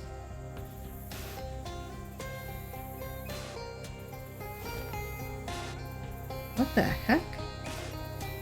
Oh.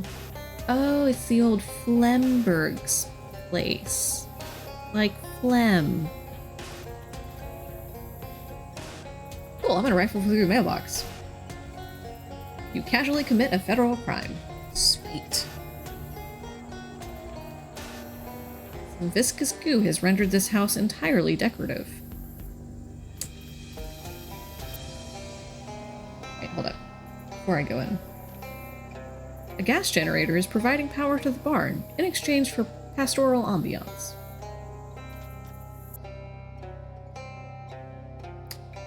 Why? Why is there a tiny person? The very small man inside the machine is clearly trying to get your attention. Hi? I'm Jeeves. Do you need help? I absolutely need help, thank you. My name's Flemberg. Paul Flemberg. I moved back into my parents' old house here because nobody would give me the lab space for my experiments. It turned out an assistant would have been nice to have. Okay, I'm not going to try to do that voice. No, that's too much. What are you trying to do? What voice do I want to do for him? Improve myself. You know, better, faster, stronger. At least one of those. But I put the wrong settings in the control console, and all that happened was that I shrank. You can't just change the settings? The door doesn't open from the inside. But... Yeah, I didn't think it through. Okay, well, I can just let you out. No. Opening the door will depolarize the booth, and it takes months for the field emitters to recharge. Not to mention the fact that I'd have to collect all new supplies of genetic material. So the door can only be opened once. Jeez, you really didn't think this through. What should I do then? You'll have to fix the settings on the console. Hey Inky-san, welcome in. How's it going? I'm doing side quests, and I'm talking to a very tiny man who's stuck in a machine because he's dumb. Clearly, if I knew that, I wouldn't have put the wrong ones in myself. Just make me better before you open the door. Better than what? Better than a normal guy. I don't know. I spent so long thinking about how I could build this machine that I didn't have any time left to think about why I built it. Okay. For any aspiring inventors out there, you might want to start with the why before you start with the how. Start with the why, then go to the how. Really not smart. The crazy controls for this crazy contraption. Mess with them. Okay, I'm gonna look around before I mess with the controls. A glass case with 2 giant horrible flies in it. Looks like Flemberg is a fan of crates and barrels. Crate and barrel. Alright. What else we got here? A bench of welding tools and supplies. This shelf contains a lot of things that you don't know what they are or what they do. Hey, how's it going? Barley hanging in there. It's a workbench covered in tools. Let's see if I can make anything. Ooh, I've got some anarchist hardware. Let's see if I can make any fancy stuff. Ooh, I like this. Oh my gosh. Okay, let's see what I can make. Oh, a comfort bomb. I can make that with stylish gel. Nice.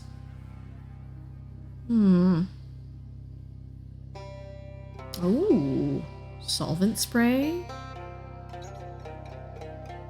Huh.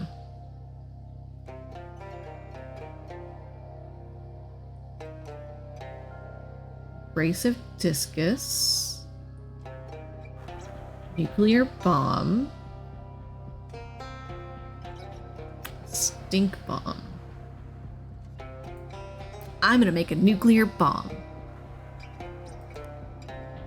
Yay! You put the radioactive material inside a regular bomb, making it a special new kind of bomb. Ooh, I can make another fancy combat item.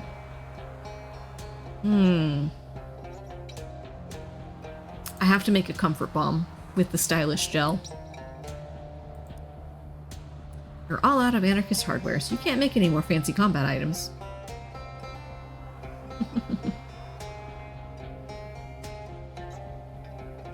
Oh, a deadly blend of old-timey iconography and a newfangled atomic energy.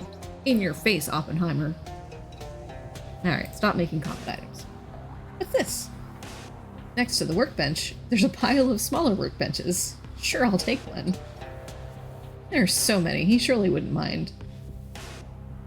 Tiny workbench. Flemberg must have been working on miniaturization technology before he developed his weird fly obsession. If this guy cared about these tools, he probably wouldn't have left them on the floor. Finders keepers, then.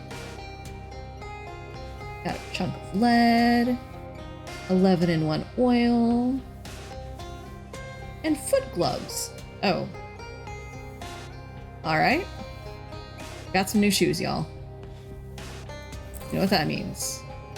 We're putting on new shoes.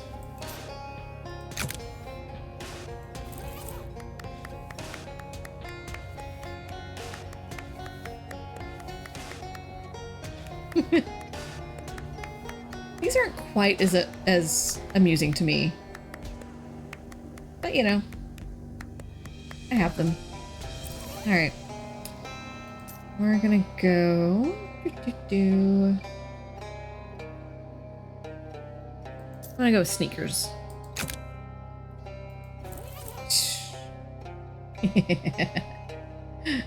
Alright, let's mess with these controls. The screen above the levers reads, Body, Flumberg. Head, Flumberg. Lungs, Flumberg. Pituitary, Fly. Hat, Fly. So wait, he has a setting on this machine for fly? Like as in a fly?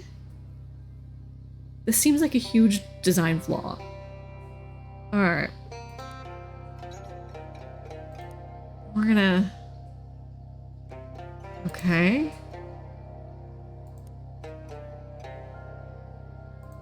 We're just flipping each lever. We don't want anything to say fly, I think.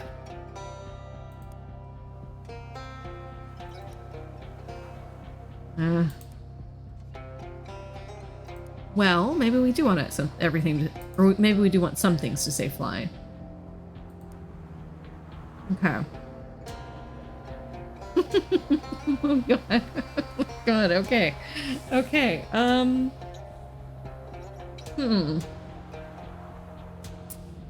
Pituitary. What is a pituitary gland? I forget what it does. Sorry, hold on. Pituitary gland. It regulates growth, metabolism, and reproduction through the hormones that it produces. Okay. Alright. So we don't want the pituitary gland to be fly. That's probably what made him small in the first place. So... probably don't want his body to be a fly.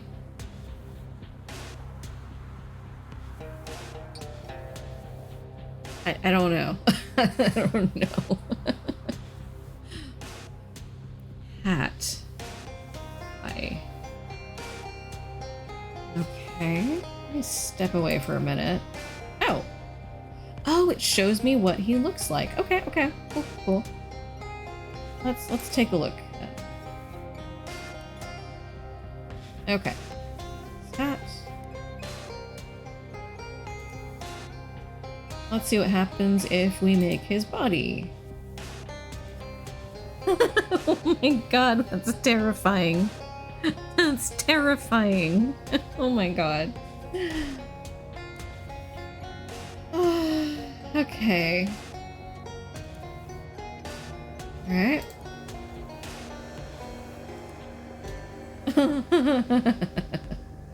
Alright. Probably not that. Lungs. Alright, I'm gonna do each one of these at a time to see what happens.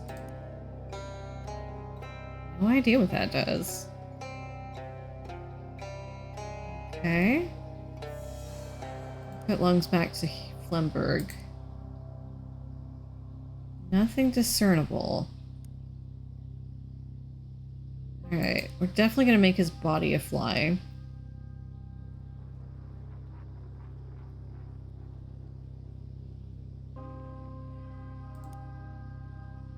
Alright. How's this? What do we think? This is a good look for Flumberg.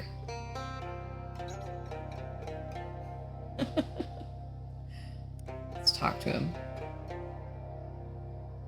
Flumberg is now a giant fly with a human head. You think so, killer? Oh god, one sec, I'll try again. No, wait, this one is pretty great, actually. What? I can fly? And have the proportionate strength of a fly scaled up to human size? What's not to love? Now what? Okay, I want to see what happens. I'm going to talk to him after I make his lungs. Set his lungs to fly. So, how's this one? Flemberg opens and closes his mouth a couple times, but seems unable to say anything. This clearly upsets him a bit. Okay, not just yet then. I suppose you need Flemberg-sized lungs. Too bad, killers. No zigzagoon for you. Alright, we will... How do you Flemberg? Okay, yeah, step away. Then... You're sure you like this? Having a huge fly body? Wouldn't you? I don't understand your objection. Okay, let's open the door. Yes, I'm sure. Let Flemberg out of the booth. Heck yeah, I can't wait to get up to all kinds of giant fly stuff. Well, before you go, I need to get a chest hair off of you. Do I still have those? Okay, well, whatever, sure. Thanks, it's for... I probably just don't want to know. I'm out, see ya. Okay, bye. Hey, Jake. Welcome in, and have a good rest. That is very, very early. Yeah. Or not have a good rest, have a good work day? Quick work day? Something like that? But thank you for stopping by. I appreciate it. We just made a giant fly man. Super fun.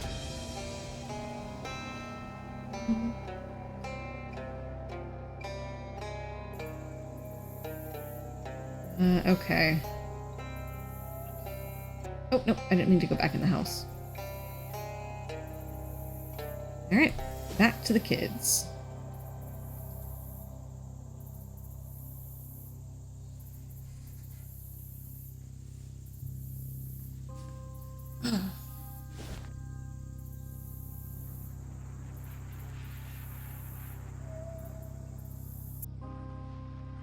Okay. Ooh, cool. I got an achievement in Steam. I got the monster sash. Hi, did you meet the flyman? Did you get, blush? Yeah, I got it. Here. Oh, thank you so much. I'm going to put it in this little silver locket and treasure it forever. What's he like? Was this experiment a success? I've gotta go. Nice! +1 to all of my stats. I can use 1 additional combat item per round. +5 to maximum HP, and +20 to meat drops. Yeah. That's a great accessory. So I guess that's all of them. Okay. Let's take a look at my other side quests. I only have 1 page of side quests! Hooray! Okay. Do I have 10 gator hides? Let's see. I don't know where it would tell me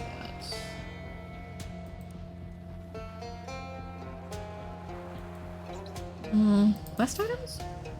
Gatorman hide. Okay, I have 7 Gatorman hides.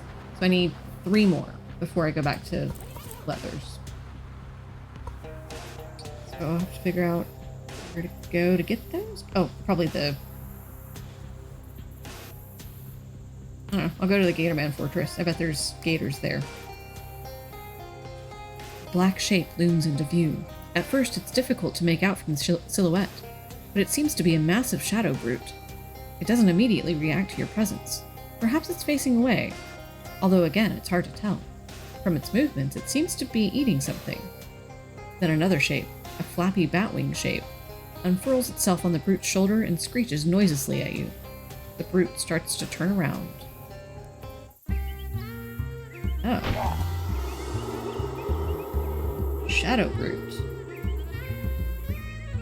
Huh. Let's see, Shadow Bat is gonna shriek. Okay.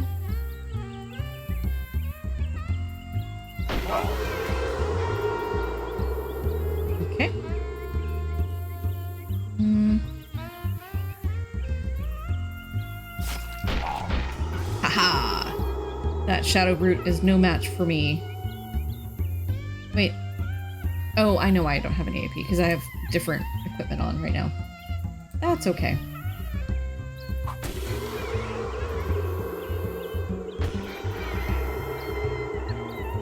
Hi, Lines. How are you? Welcome in. I am loathing up the place. Very much loathing. I am down to 1 page of side quests. Just flying through these side quests.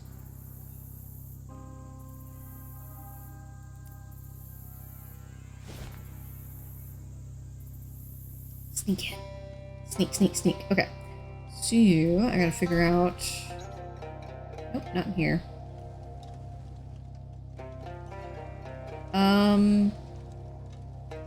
Actually, the fortress is probably empty. I already cleared this place out.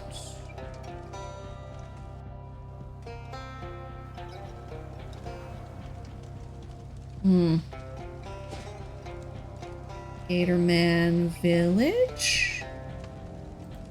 Hi, Ami. How are you? Welcome.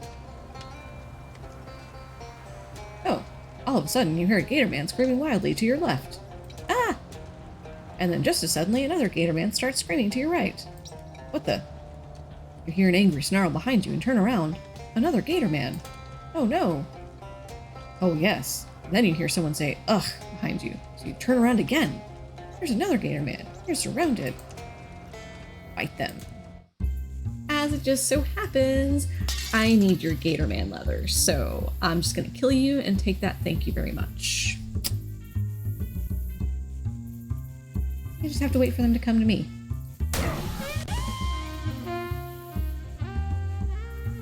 Okay.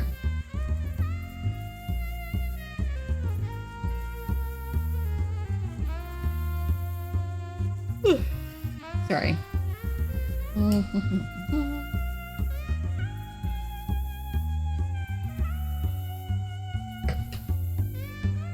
Okay. Let's see if I can see which one I can backstab for the most damage.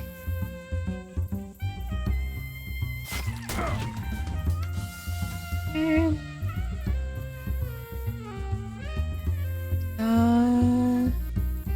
Sure.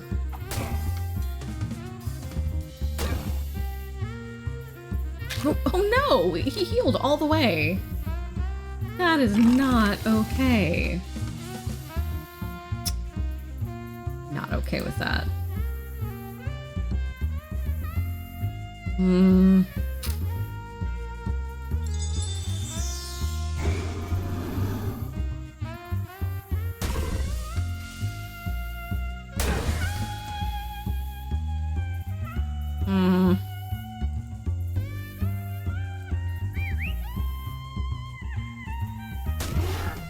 Someone remind me after this battle, I need to put on my regular regular equipment.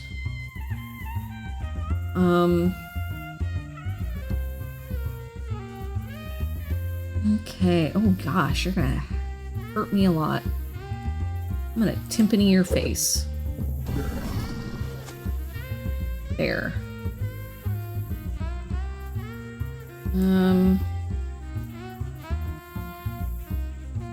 I don't know what you're gonna do. Okay, so I'm gonna kill you, or, you know, hurt you bad. You know what? I'm gonna use a Cola Wars rocket. I can buy more of them.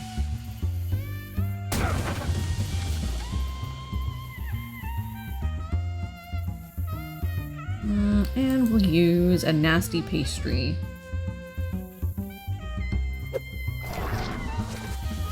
Heck yeah. And stab you. Aha. Oh man, I have a lot of poison on me. That's bad. Yikes.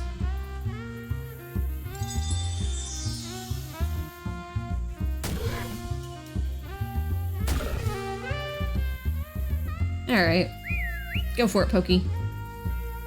Get the killing blow.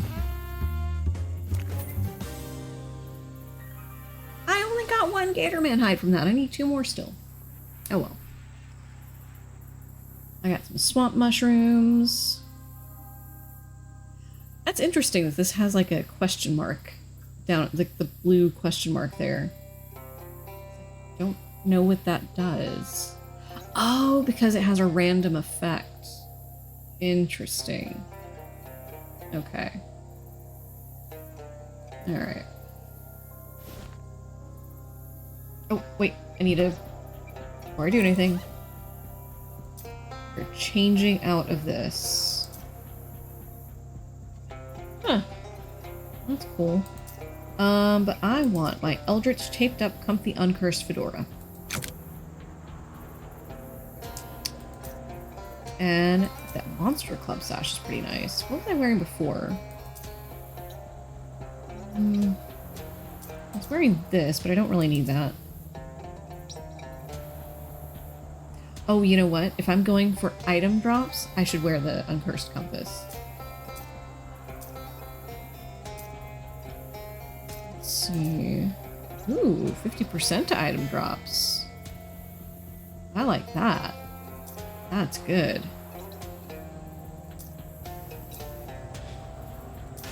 Okay, we're gonna wear the Uncursed Key. Oh.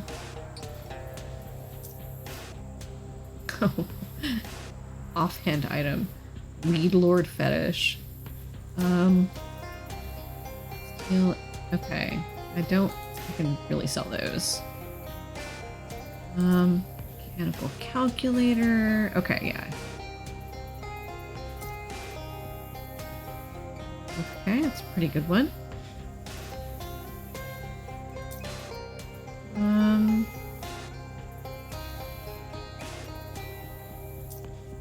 Oh, I need to put these back on.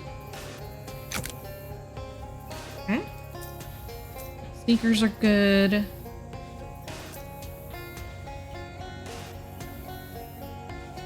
Oh. I'll use some familiar chow on Pokey. Nice. Okay. Alright, I think I'm better equipped for fighting things. Just gotta figure... Oh, I know where I can go.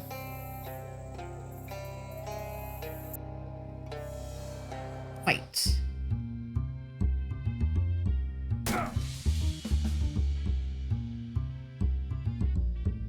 Okay.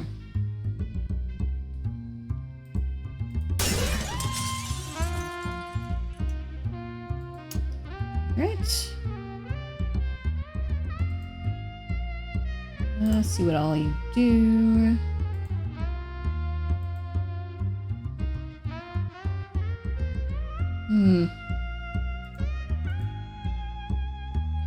Okay. 13, 9.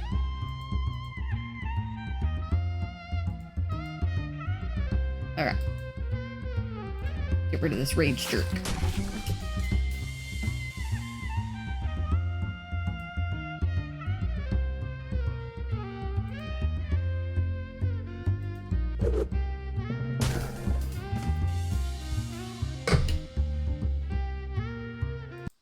Pause.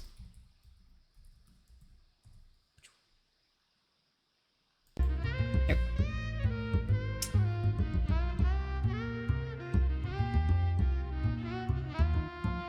Yeah, I'll just get rid of him. Okay. And I'll stab something. Stabby stab.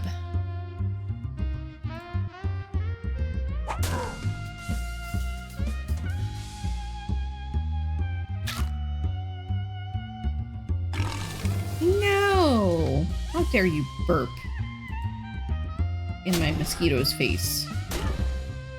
Very rude. Oh gosh.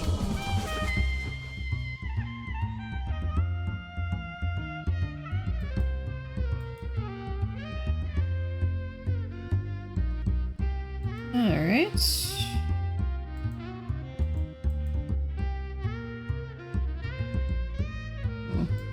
Okay.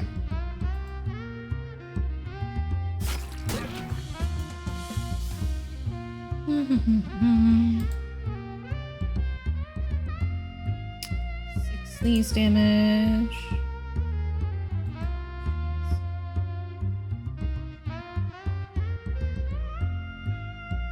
Oh, Gatorman Rottooth can't do what she was planning to do. Excellent.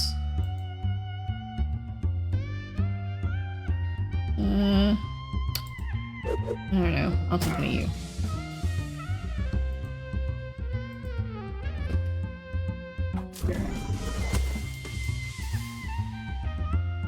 She just shrugs.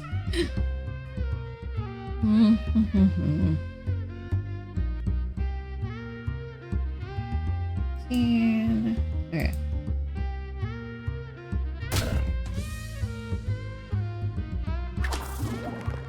Oh no. Alright, it's fine. It's fine. We're good. Yeah. Stab you.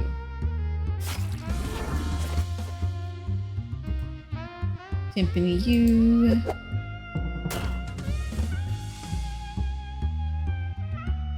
And whip.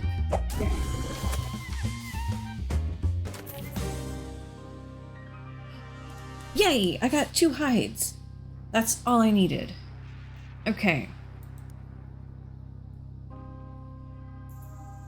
Wait, I want to go over here. Okay. All right. Now go back to the Leathers Brothers. Swamp gas clouds the sky, the heavens alight with strange new constellations, unlike any you've ever seen before. That's nice and all, but you have places to be.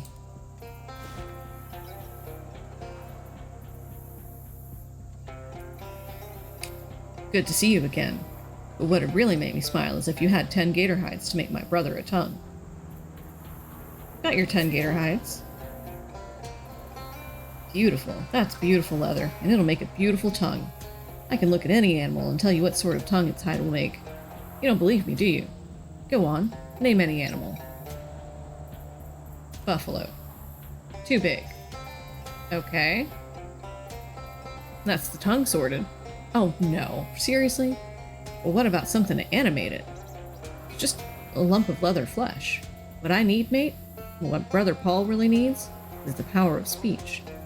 So this next part is going to be much easier to explain if you've ever read The Little Mermaid. I'm not hunting a Little Mermaid for you. Don't need you to hunt a mermaid, mate. What you might not know is that the fairy tale about a little mermaid who gives up her voice is based on a real-life story of a Gatorman merman who traded his voice for a bucket of ham. That's what gave Hans Christian Gatorman the idea. Track that voice down to a fishing hole in the Gator Village I told you about before. I must have it. Anything for my brother. Family's everything, mate. All right.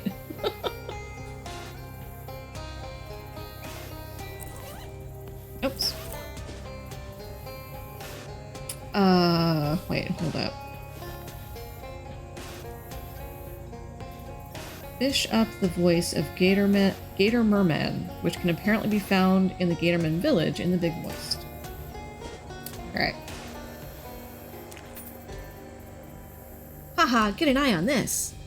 Gabby comes up with a bunch of meat in her hands and gives it to you. What the? Where did you get this, Gabby? Gabby was found a great big frog. It turned inside out and had all this inside it. I don't... What? Haha, I know, right? I love Gabby.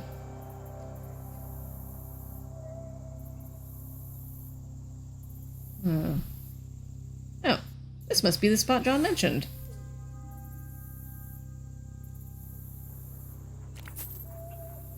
Got an item. Voice of the Gatorman. I think this might be the voice of the Gatorman Merman. Or at least, a voice of a Gatorman Merman. Oh, while we're here, we'll just keep fishing. I got some sorted grease. You can tell that this was used for something horrible.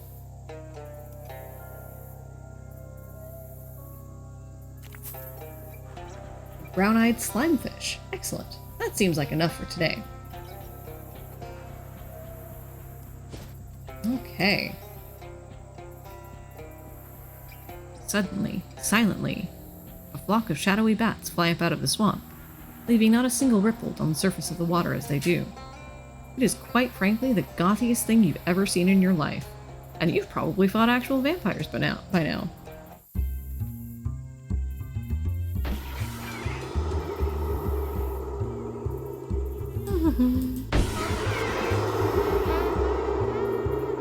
Oh my gosh, I can hear my cat.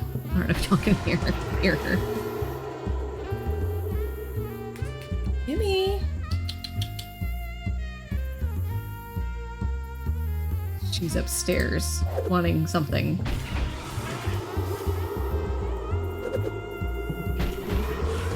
There you are. Come here. Come here, Jimmy.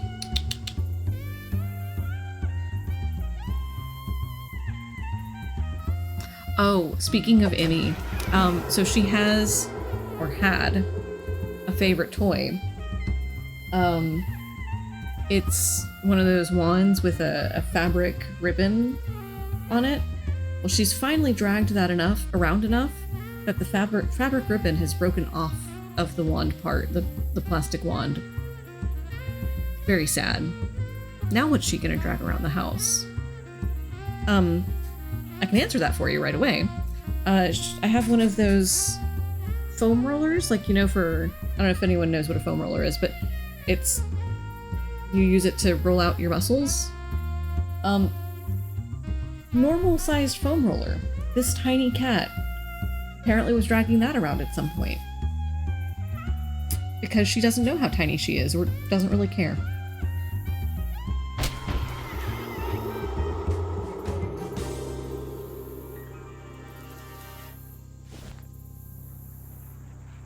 Wait. What? Wait. Oh no, the Gatorman detective. You thought he was only a myth. Introduce yourself? You're a Gatorman detective, I presume. Presumption accurate. Accusing hunters, crimes grievous, butchering Gatormen, killing mailman, despoiling land. Speak you, the accomplice? Or the alligator?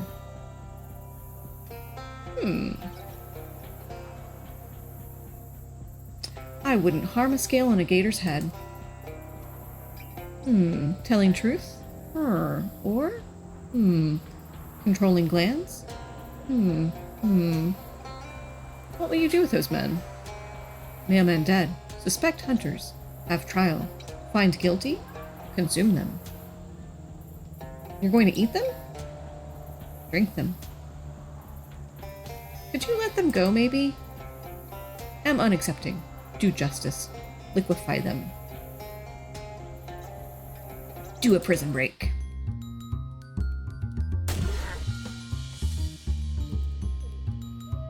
Inspector Legrand. Inspector Legrand intends to absolutely scream, increasing all of his stats by 3 and decreasing your party stats by the same amount. Yeah, I got this guy. Take him.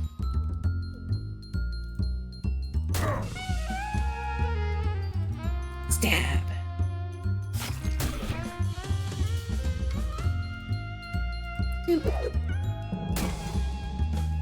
And Pokey. Go for him.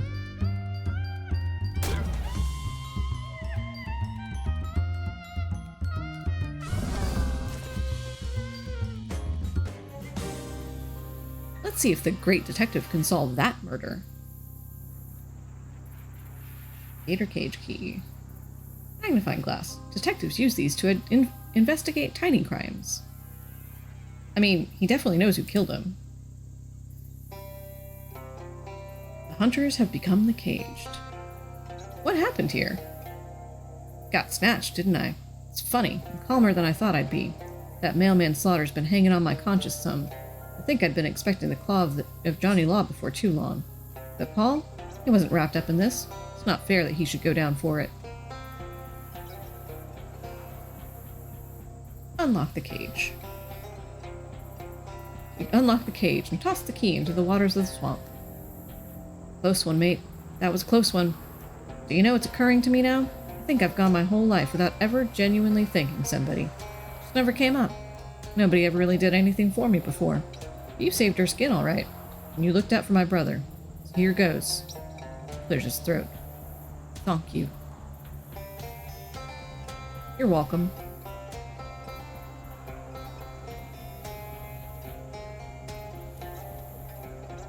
You wave and greet Paul. Hello again.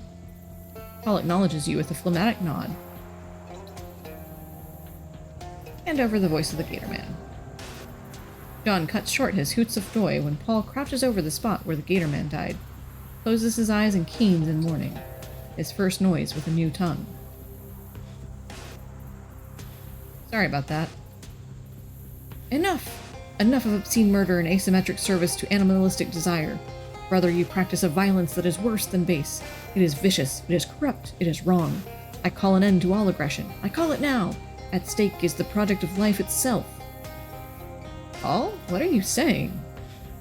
Then Paul Leathers says 3 words so painfully profound they reduce his brother to contrite tears. What? It's not important.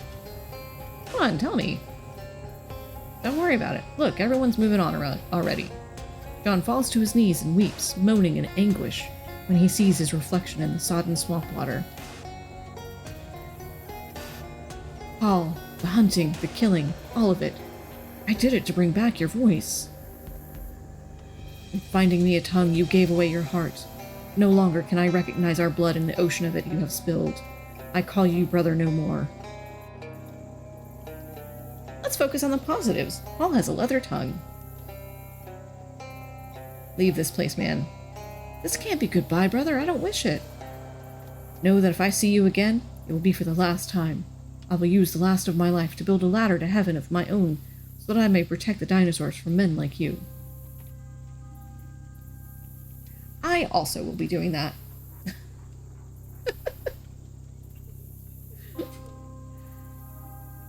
Hello, Paul. It seems our paths are fated to cross. How did you become mute, Paul? It would be truer to say that mute became me. Oh. But essentially, I lost my tongue in a game of poker. That's awful. Strip poker. How are things between you and your brother? He may be of my blood, but I will not call him brother. Our blood is undone by all that which he has spilled in the causes of violence and vengeances. When next we meet, it will be in that azure empyrean, upon the highest rungs of our respective ladders to heaven. So, not great, then. What will you do now? Build a ladder to heaven, which as we speak grows rung by rung. When will that be done? I expect not for several weeks. Can we trade? Actually, I've got some Gatorman skin pants that I would like to sell you. And some foot gloves that I would like to sell you. And some gator sticks.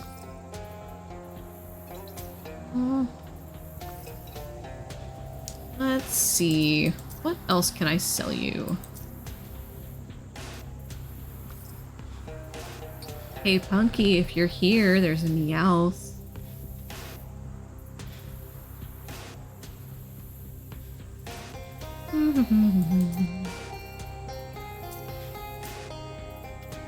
White suit pants. Yeah, I want to keep that. Okay, I gotta sell the... Oh, you know what I could do? I'm gonna do A to Z. There we go. Sell the Weed Lord fetishes.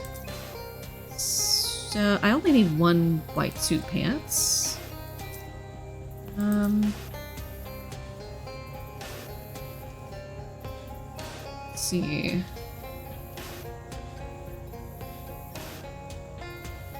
World's dirtiest broom. Yeah, I don't need that. Swamp banjo? Well, that's cool, actually. Do, do, do. I don't need a slapping trout. But...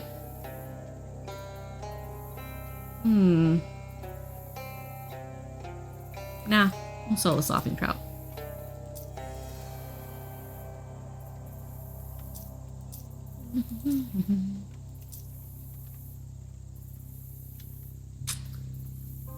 Old cowboy hat, we'll keep that.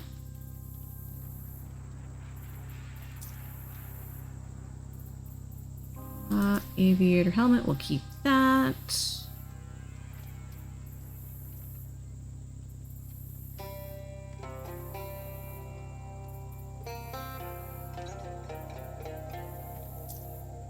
Oh, Great Aunt's greatsword. Nah, I don't need that one either.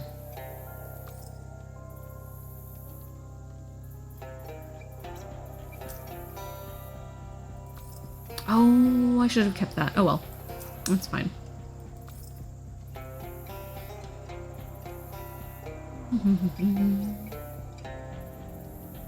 Fairy Star one. I don't need Fairy Star wands. That's Mysticality. Fairy Skull wand. It's also Mysticality.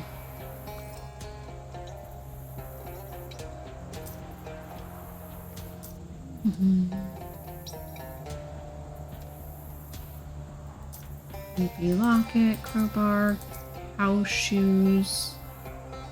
I'm gonna sell the cow shoes. I don't need that either.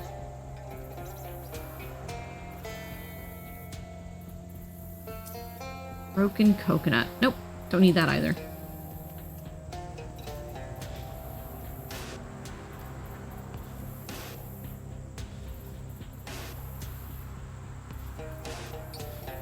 Okay, cool.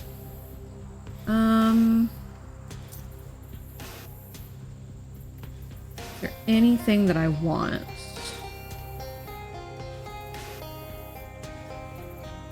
Impregnable tack. Okay. Powerful crits.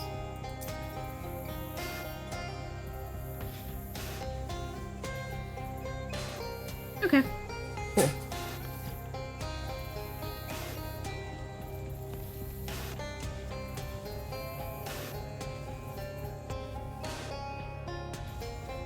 Okay, I guess his brother is not around anymore. Okay. Oh, wait, hold up. Let's look at the to-dos. Okay. So...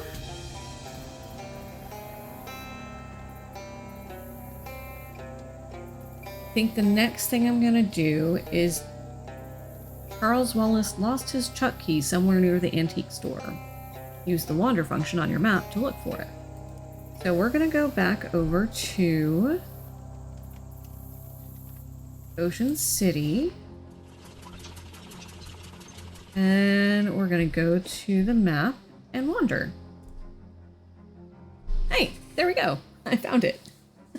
You see a glint of metal underneath a nearby bush. Hey, this must be that thing Charles Wallace lost. Charles says this thing performs some sort of drill-related function. Okay. Alright, I do not want to sneak around in here.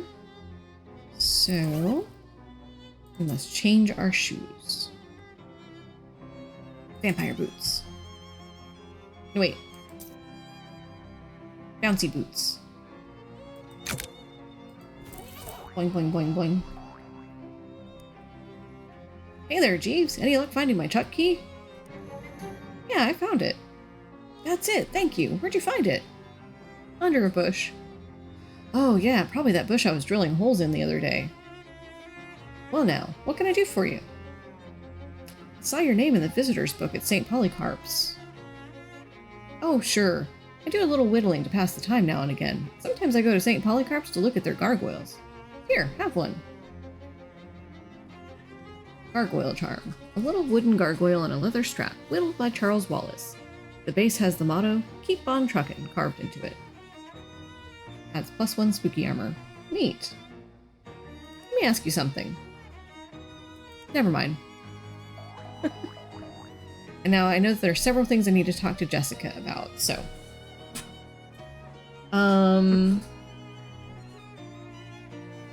Let's see. I'll just start at the top. Hey, Jessica. Not to dispute the importance of collecting these weird artifacts or anything, but I'm worried about Uncle Murray. How is this helping find him? Oh, I guess I didn't really explain that. See, the Detectatron 1000 is new. We only really got it running after Murray disappeared. He only searched out artifacts in more hands-on ways. Research, networking, following rumors, that kind of thing. That last artifact he went after, it could be basically anywhere, but the Detectatron only detects the nearest artifact. I see. So if you figure we pick them up in the order, eventually we'll get the one he was looking for? Right. I wish to hell he'd left a note about where he was going, but I guess he either thought it was too dangerous and didn't want us following, or he just rushed off all excited like a kid in a toy store. That's Murray for you. Yeah, that tracks. I got attacked by some kind of weird shadow monster. Like some sort of crazy abstract nightmare thing? Yeah, you seen them? Nope, never. Murray did, though. He described them to me once. Did he have some kind of ultra-scientific name for them? Yeah, weird shadow monsters. Is there anything I can do about them? Well, here, take this ring. Murray gave it to me and said I could use it to banish them if I ever got attacked by one. But I never have, so you might as well take it. Shadow Banishing Ring. This cheap hunk of costume jewelry will probably turn your finger green, but it also banishes shadow monsters, so it's probably worth it. Maybe they're allergic to zinc. Alright. Found a weird little hole in space. A what? Like a sort of shadow pocket kind of thing? Huh. You didn't put your hand in it or anything, did you?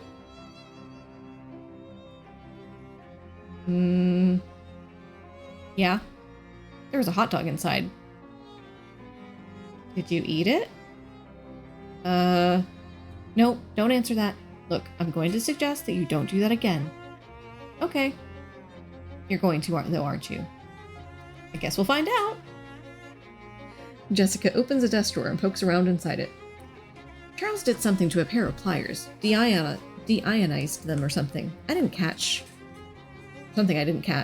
Ah, here they are.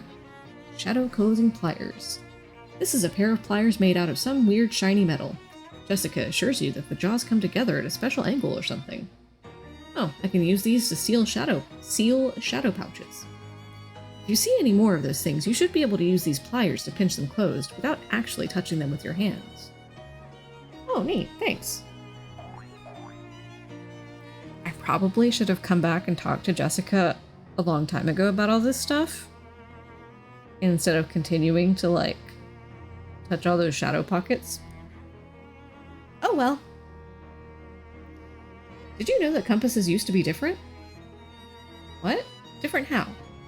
Like, north used to be called west or something? Oh, right. I kind of remember hearing about that. I was only about 3 years old when it happened, though. It seems really disorienting. People can get used to just about anything. Nobody complains anymore about how they stopped putting lard in chewing gum, for instance. I guess so. Okay. Leave her alone. Boing, boing, boing, boing. Okay. I think... Alright, I want to look up one thing real quick about Augustus Dirch. Augustus Dirch house.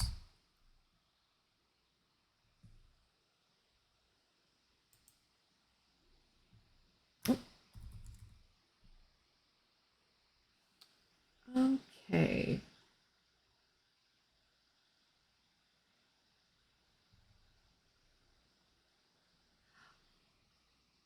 Okay, I think I know where I need to go. I think. Boing, boing, boing, boing, boing. Okay, so at Augustus Dirch's house, there is one rock out front that has some sort of date on it. And I think, oh, hi. It's gonna be somewhere in here.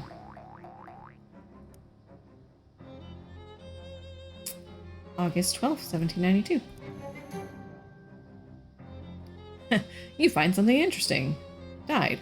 Largest mouth luke bass fish. Huh, some eulogy. Without anything specific you want to look up, this seems like a waste of time. Okay. A flattened sandwich has been carefully concealed in the folder for that date. So that's what that code was all about. I have a pressed ham panini. You're not exactly sure where this meat came from, but if pressed, you'd say a pig. Okay.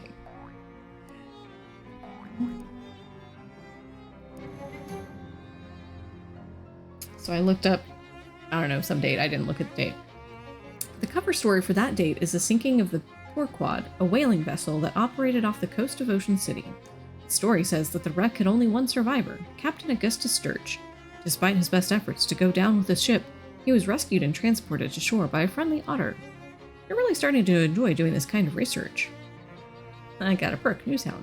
Cool. How simultaneously tragic and adorable. There we go. Oh, some new dates. Tragic accident, certain to have no consequences. Tragedy occurred yesterday evening when Hiram O. Crollins, owner of the first mass-produced commercial automobile registered in the state, accidentally struck and killed the state's first hitchhiker, i.e., a person standing on the side of the road attempting to solicit transportation from passing motorists. Fortunately for Mr. Crollins, the notion that vengeful spirits of the dead might haunt the places of their demise in murderous phantasmagoric rage has been rejected by modern science as rather unlikely, wouldn't you say? Unlikely, sure.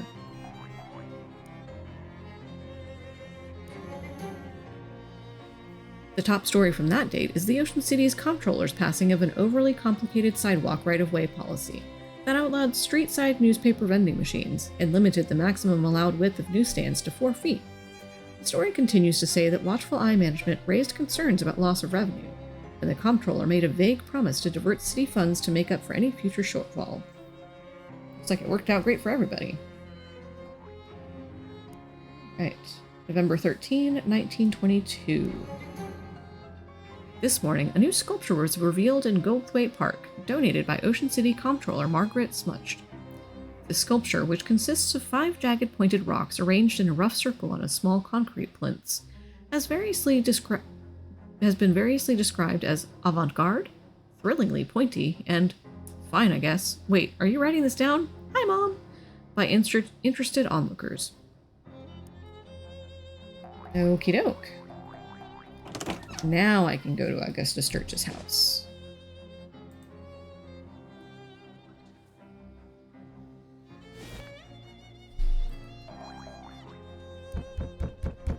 Huh? What? Was it?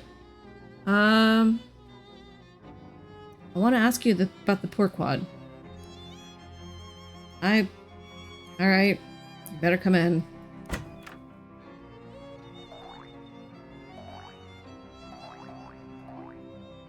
An old gray-bearded man in a sea captain's hat is glaring at you suspiciously. What do you want? Well, I'm from the Ocean City Watchful Eye. You know, the newspaper. Don't trust newspapers. Nor newspaper reporters, neither. Well, nor otters. Fortunately, I'm only one of those 3 things.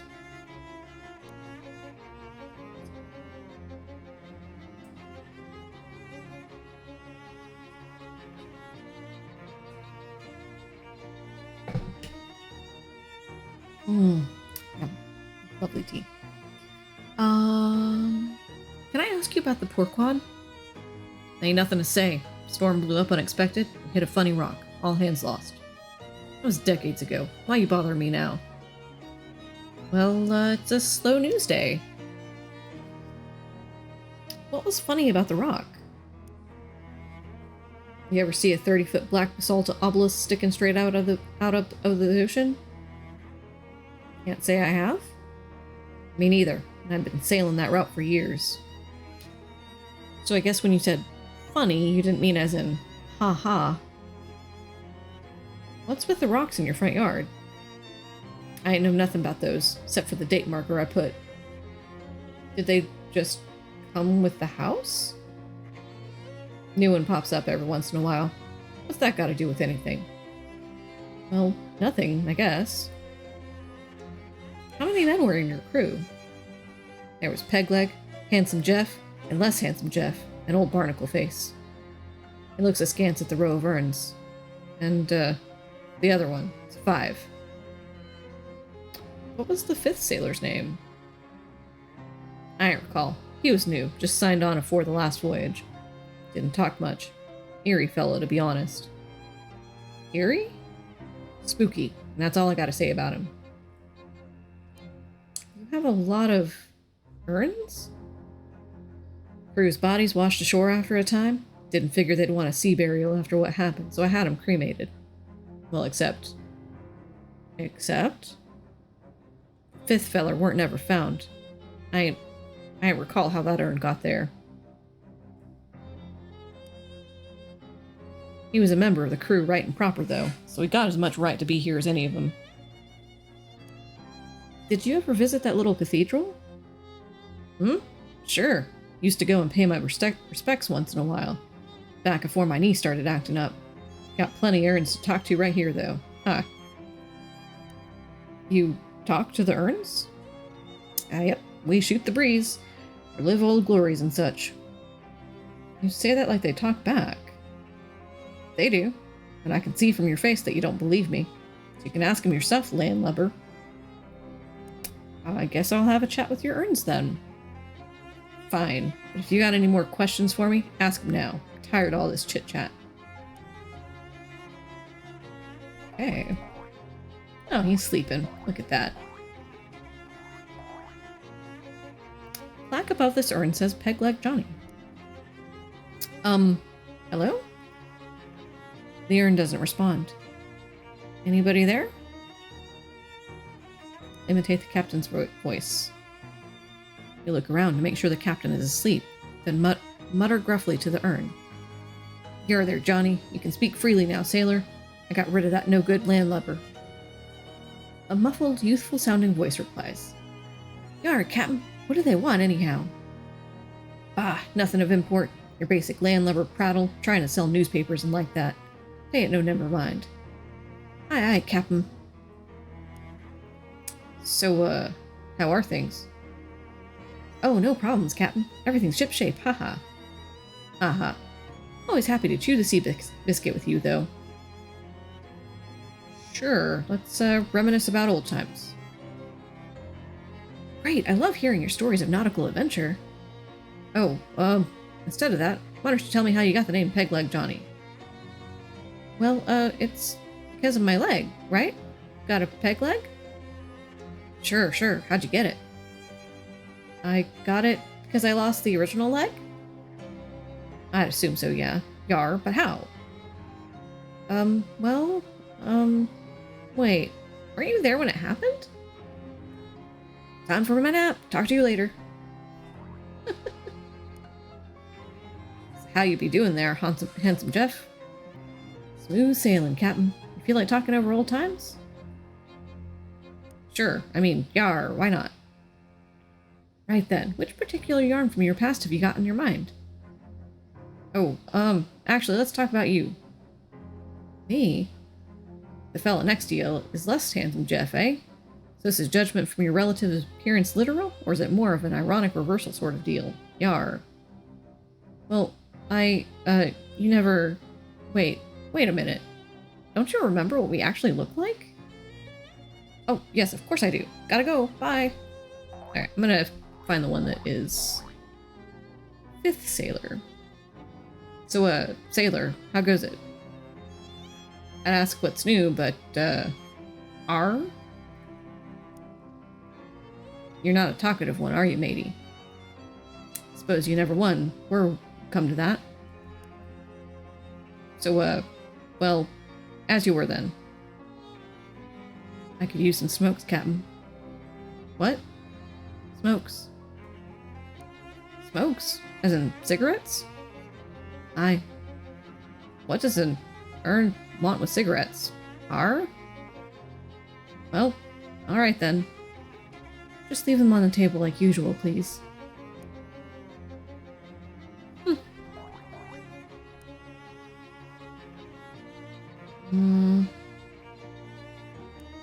Okay.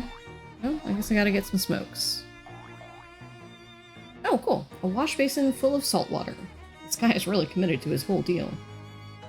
I will saltwater fish it.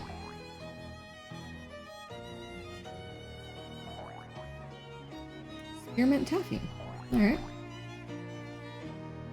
If Dirge's career had been more successful, this would have been a Commodore's commode. There's a kitty! Look at the kitty! The fishing rod is caked in salt. Either it hasn't been cleaned in a long time, or the captain uses it to catch horses. Salty fishing rod. This device combines the fishing pole and the harpoon, in case you want to go fishing, but you don't know what order of magnitude fish you're after. Oh. This nightstand looks like it was dredged up from an old shipwreck.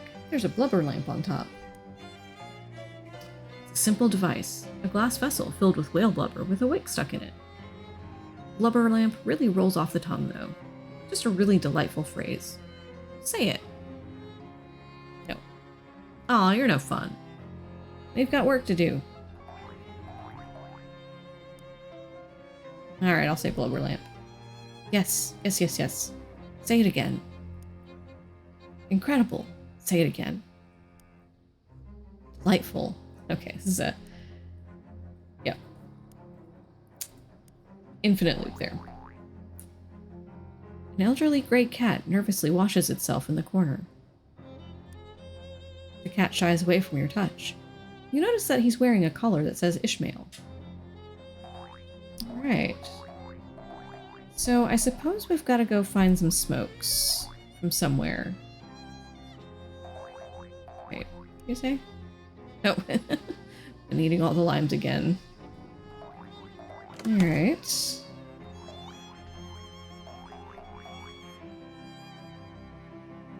Where do we get smokes from?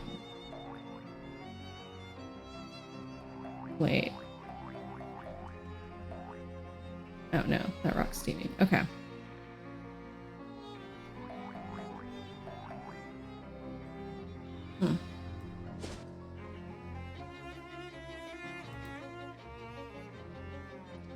Alright, we're gonna go over to the hobo camp and see what we see there. On the side of a discarded hot dog in the gutter, you notice a rare form of lichen.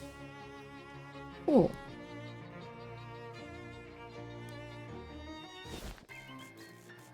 Alright.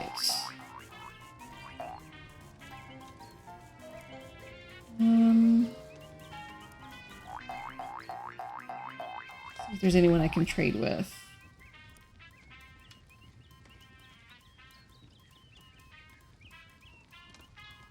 Oh. Here's the king of the hobos. Ah, jeeves, you get around a lot, right? In what sense, exactly? You go lots of places. Oh, yes. Do you think you might be in the vicinity of the Seaside Institute of Technology anytime soon? I have a small delivery I need someone to make. Sure, I can do that. I've received word that a hobo out there has come into possession of a number of old dorm room beds, and we could certainly make use of them. Could you locate the man and give him this invitation? I got a royal summons. The Hobo King gave you this and bade you deliver it to Ovid Lobdell if you see him. I know where he's at. Sure, I'll keep an eye out.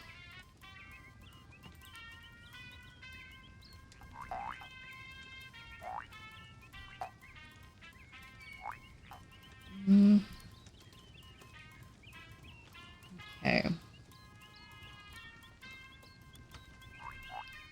So I'm gonna kind of... unless there is anything new, I'm not really going to read through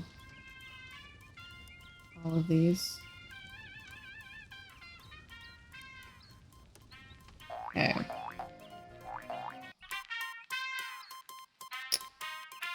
Nope, not here. Don't think that is a new guy.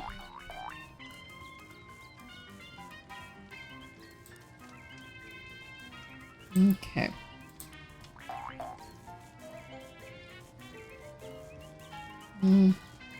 Okay.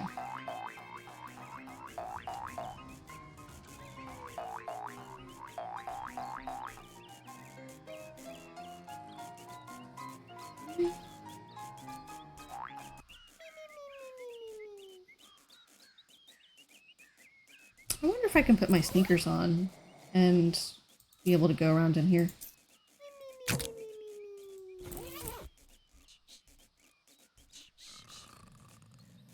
Okay, fine.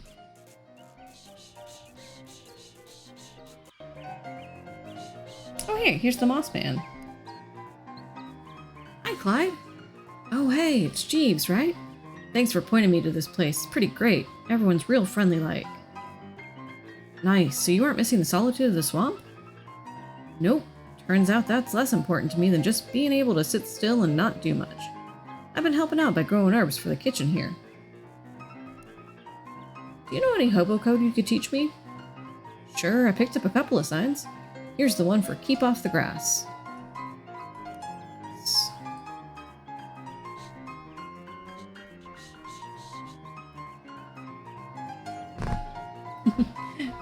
Okay, silver owls.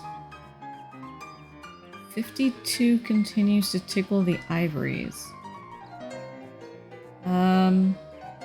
No, okay. Okay.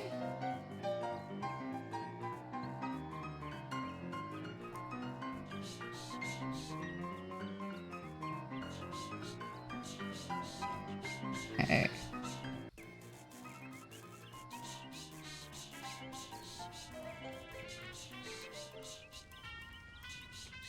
Alright, I guess that's it. Okay.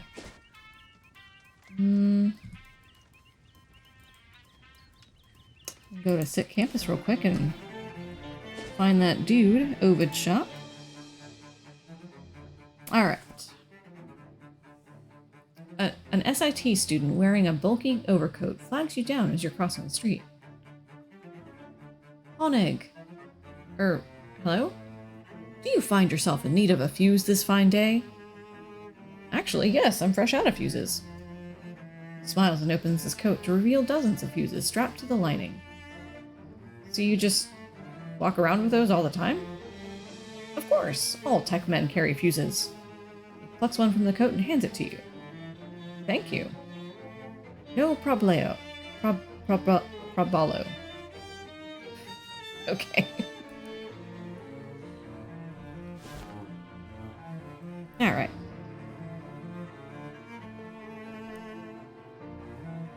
Let's see here.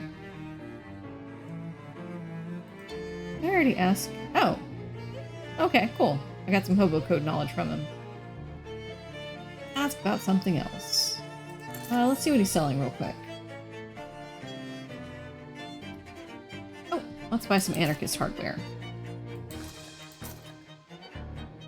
Oh, oops, okay. Gymnast shoes, I don't want that.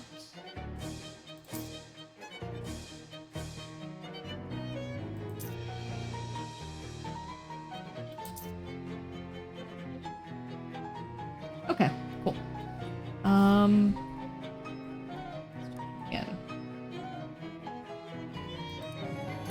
The Hobo King requests your presence. Come again? There's a hobo camp just outside of Ocean City, and the guy in charge heard you're rich in beds. He asked me to give you his official summons. Oh, hey, that sounds like a good deal. Can't use more than one or two of these myself anyway. I'll head on out there, thanks. Alright. Let's go back to Ocean City. Go to the hobo camp. I want to see what these shut-eye bed looks, or shut-eye thing looks like now. Look at this! There's all these beds in here now. That's cool.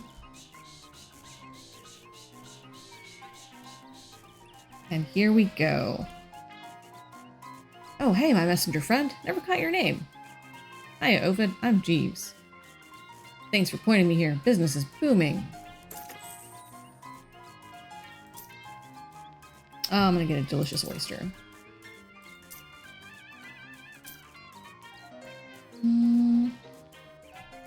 I'll buy one of those. And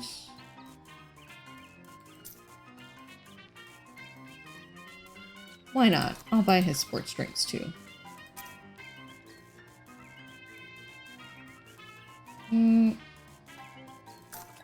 I'll get one of those. Okay.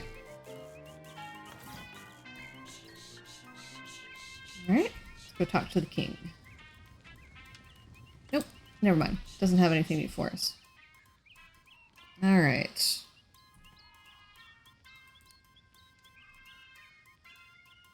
I don't know where to get cigarettes, so we'll do that later. Okay. Oh.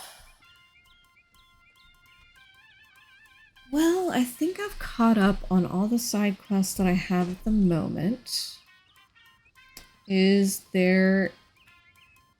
If anyone's actively watching, which totally cool if you're not, is there any place y'all want to take a look at? There's a bunch of unexplored locations in the Big Moist. Got Frog Bog, Sunken Boxcar, Treehouse. Actually, I managed to get to a lot of these through those quests, but there's Mudhenge.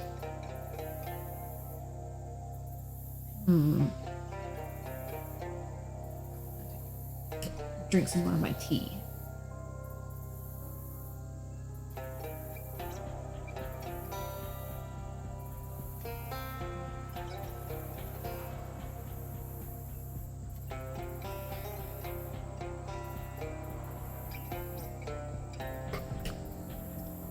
Let's see here. I think I'm gonna go to Mudhenge. I think Gabby was interested in Mudhenge.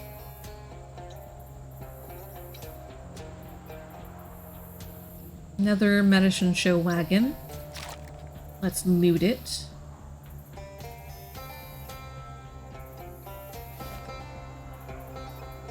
Admission to meet.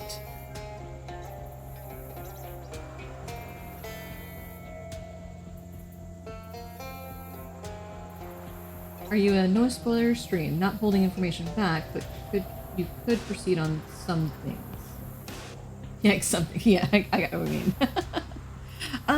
Yeah, I would prefer not spoilers. Like, I know I can go forward on the main quest right now, but I'm just kind of cleaning up my side quest list at the moment. So, but welcome in, Oxbeef. But yeah, so I'm gonna visit Mudhenge real quick, and then maybe we can look at. Now, if you do know where to get cigarettes, I'm fine with knowing where to get cigarettes. I appreciate you asking. Welcome to Mudhenge. What is this place? Friend, it's Mudhenge. What's that? It's one of the area's most popular henges. Folks travel all over to see this mysterious mud. I've heard of Stonehenge. Is it like that? I don't see the comparison. You don't? She sighs. Look, we could talk for hours about Stonehenge. Stonehenge is big, Stonehenge is strong. I've gone over all this. So with respect, what I'm interested in talking about is Mudhenge, which is a formidable monument in its own right, and so much more than a first draft of Stonehenge, as they sometimes say in the magazines. What's so special about Mudhenge? Special? Well, during the swamp solstice, it's said that the needle of a compass placed upon the central altar will point not to west, but secret west. Where lies the thing you need the most? That special enough for you? When is the swamp solstice? If you're in a swamp, it's pretty much always the swamp solstice. What is Secret West? I'm no mystician. Mystician? But Secret West is the direction in which lies that thing your heart is most missing. And it's said that a compass laid on the altar of Mudhenge during this... Okay, yeah, you already said that. That was... But of course, we don't run the challenge anymore. Too hard. Too many missing presumed deads. Cigarettes used to be distributed to GIs in their daily rations. You can still get them from army surplus stores. Excellent. Thank you. I will head there and get that at some point. I might do that later. I will see. I'll finish this Mudhenge thing. I'd like to visit Mudhenge. Well, and why wouldn't you? It's the best and most mysterious henge this side of the border. Admission is to meet. I knew you wouldn't be able to come all this way without seeing the famous Mudhenge. Here's a pamphlet that goes over just about everything we know about the history of this ancient monument. A short brochure complimentary with your admission to Mudhenge.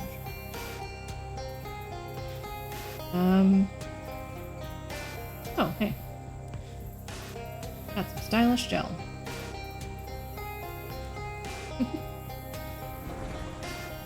Whoa, that was weird.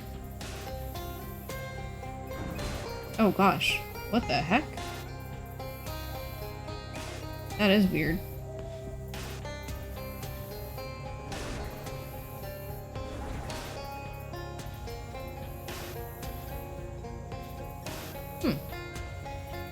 Translated, the message on the rock reads, "Drowned Mary's crown is buried past the huge tower."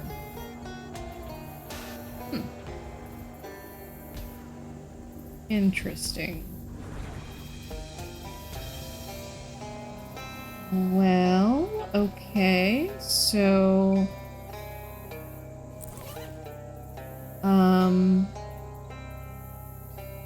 I have a compass. Should I... equip it? Can't really use it or put it down anywhere.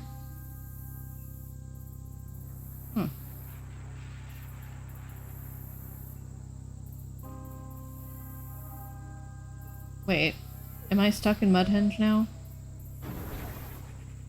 It's over to the east. Wait.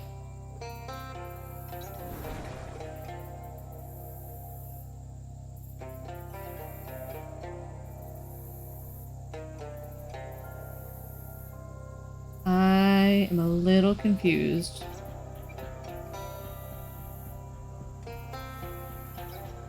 Oh, wait, hold on.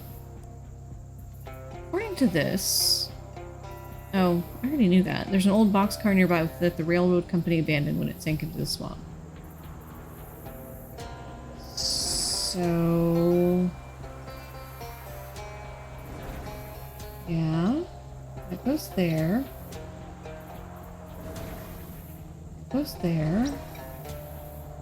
Goes there. Where does this go?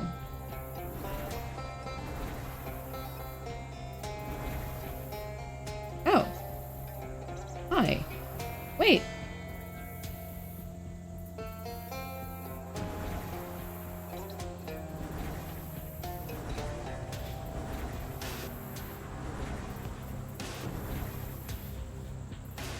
Huh. Well, I appear to be stuck. And I'm not exactly sure how to get out. I am willing to take spoilers on this. Wait. Ah! Okay. I'm gonna just wander around until I see that dude again.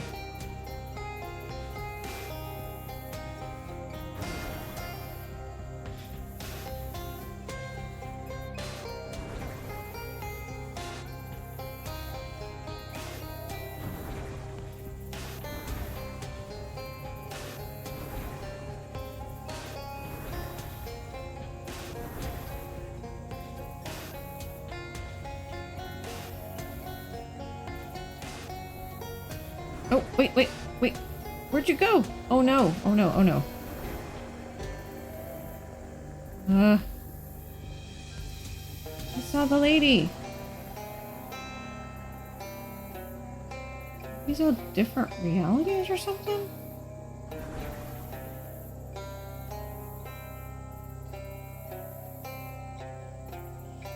Here.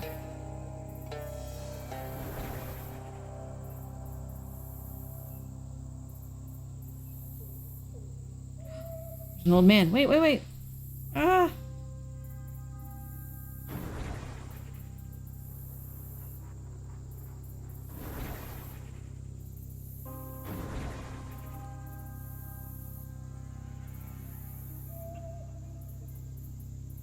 Okay. Are there any other rocks that I can do something with? Alright. I'm gonna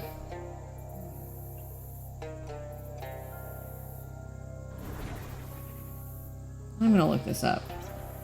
This is less than fun having to just Mudhenge Shadows Overloading.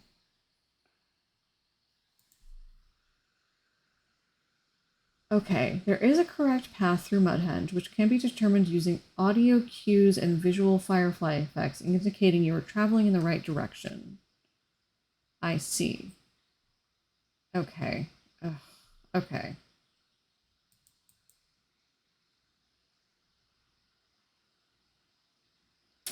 Alright. So there's west, north, west, east, south, east, and east. Okay. Using audio cues and visual firefly effects.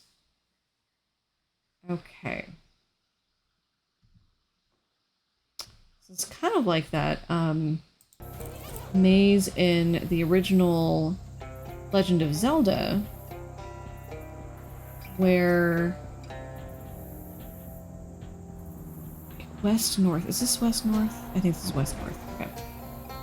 Okay.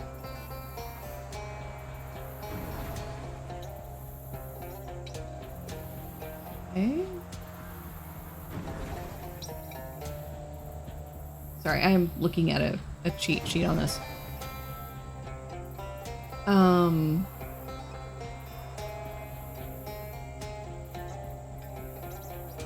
Anyway, yeah, in the original Legend of Zelda, there's a maze somewhere on the map where you have to do a certain path, otherwise you're just trapped there forever.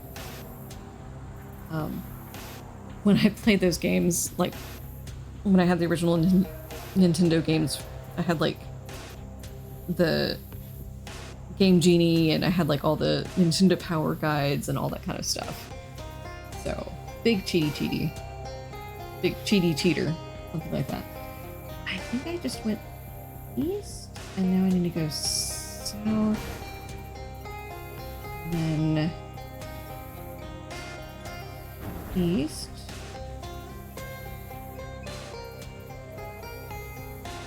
North, east, east. Aha! Here we go. In the heart of the henge, 4 nude druids flock around the altar in an unchoreographed ritual. One look at you and they just absolutely lose it. Gnashing and wailing, it's clear that your presence here constitutes some kind of affront. You are not welcome here. Where you are welcome and where they'll put you is 6 feet under. I don't want any trouble. An interloper! Henry, oh please do kill them, you must! I'm not looking if that's what you're worried about. Why don't you kill them, Camilla? You won't find it any different to the deer. Do you think we might be done soon? We'll eat them, won't we, Henry? And then we'll live forever, won't we, Henry? I have no objection to nudism, but I will fight you. So you can tell they are not wearing pants. I most certainly am wearing pants.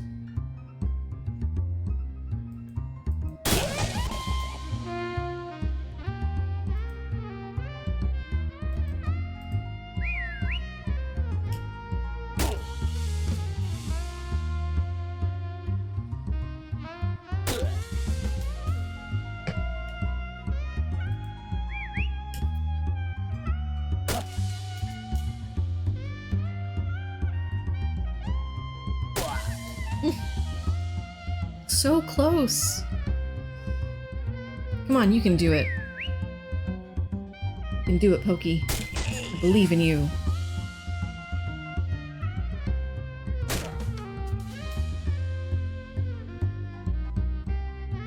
Alright, I guess I'll stab now.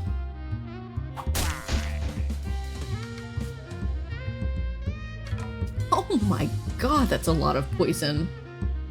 Jeez. Chastened, the four nudists scatter, each to a separate corner of the earth. Alright, finally.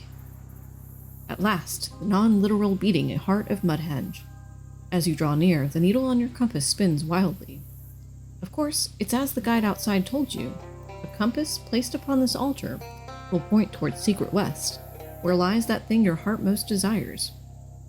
Which makes this place far, far superior to Stonehenge, where the most that'll happen to your compass is that a badger might eat it. There's the question, of course, of exactly what your heart does desire most. What are you hoping to find here in the endless gloom of this Mudhenge? Of this Mudhenge, blah.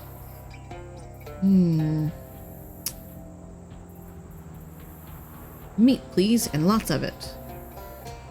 The needle spins smoothly clockwise until it doesn't. Seized by queer magnetic force, the tremulous needle twitches violently. Between the cardinal and I cannot pronounce that word at the moment, so we're just going to go with that. It's a horrible, upsetting sight, and it feels like a mercy killing when, with a gasp of inexplicable breath, the needle falls still, its head pointing toward the west-north arch. Is the needle okay? Honestly, no. Sorry to hear it. Okay, west-north arch. West-north, which would be this way. Well, this is quite another henge altogether. The mists of Mudhenge have parted, and you now stand before the great husk of an antebellum riverboat, grounded upon the swampy shore. The needle of your compass bends its neck to point, urgently, toward the boat's top deck. You don't know how a compass needle can contort itself like that, but it's very unpleasant to watch.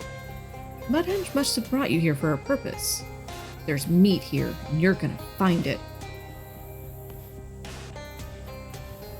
I can either forge ahead with great purpose or forge ahead with low to moderate purpose. We'll go with low to moderate purpose. Alright, low to moderate purpose. I was gonna say porpoise. That calls for a change of shoes. Loafers?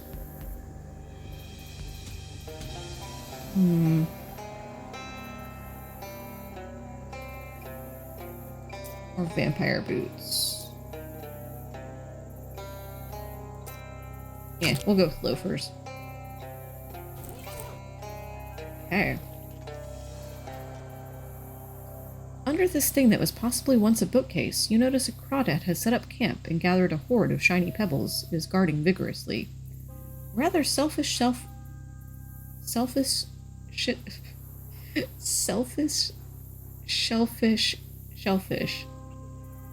I can't say that. My kid sometimes wants to do tongue twisters. I'll have to give him that one. Selfish, shellfish. Okay. The once proud riverboat has succumbed to the immutable twins of entropy, time and mud. Mayhaps this debris fell from the wreck of the boat, but mayhaps it not. Oh, cool. One man's trash is another's crusty roll, to quote Shakespeare, if you believe he even wrote those plays.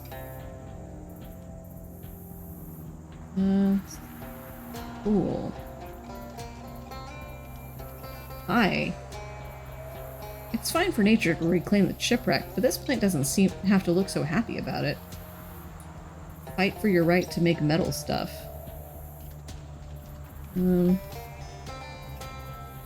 What glittering prize has lured these rubbernecking stink bugs and bees to this gloomy ruin? Eat it, bugs! All peaceful efforts have failed. Battle stations. Yeah, charge the bugs.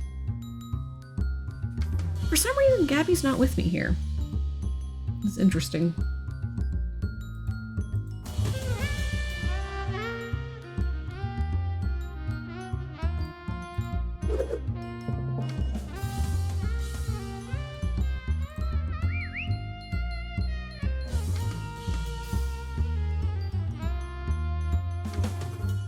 Oh my gosh.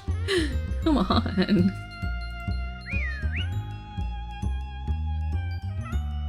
Alright, there you go.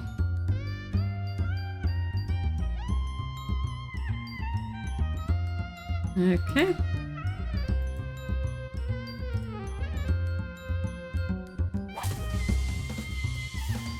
Jeez, doing... Oh, so much poison.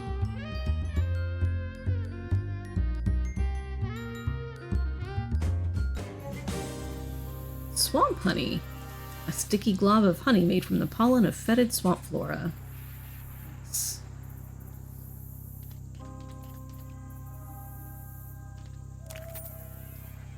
Huh. A little bit of meat and, well, will you look at that. The only other thing in the trunk is a magazine about model trains. Those bugs got their little bite marks all over its pages. Funny, those creatures may look different, but they like a model train just the same as you. That's not what I like. Right, right. I don't care about model trains.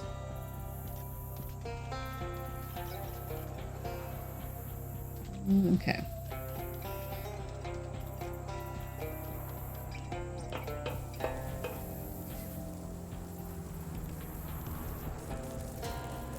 Sailor can dream of no greater horror than a smushed prow. Oh hey! Let's make this work.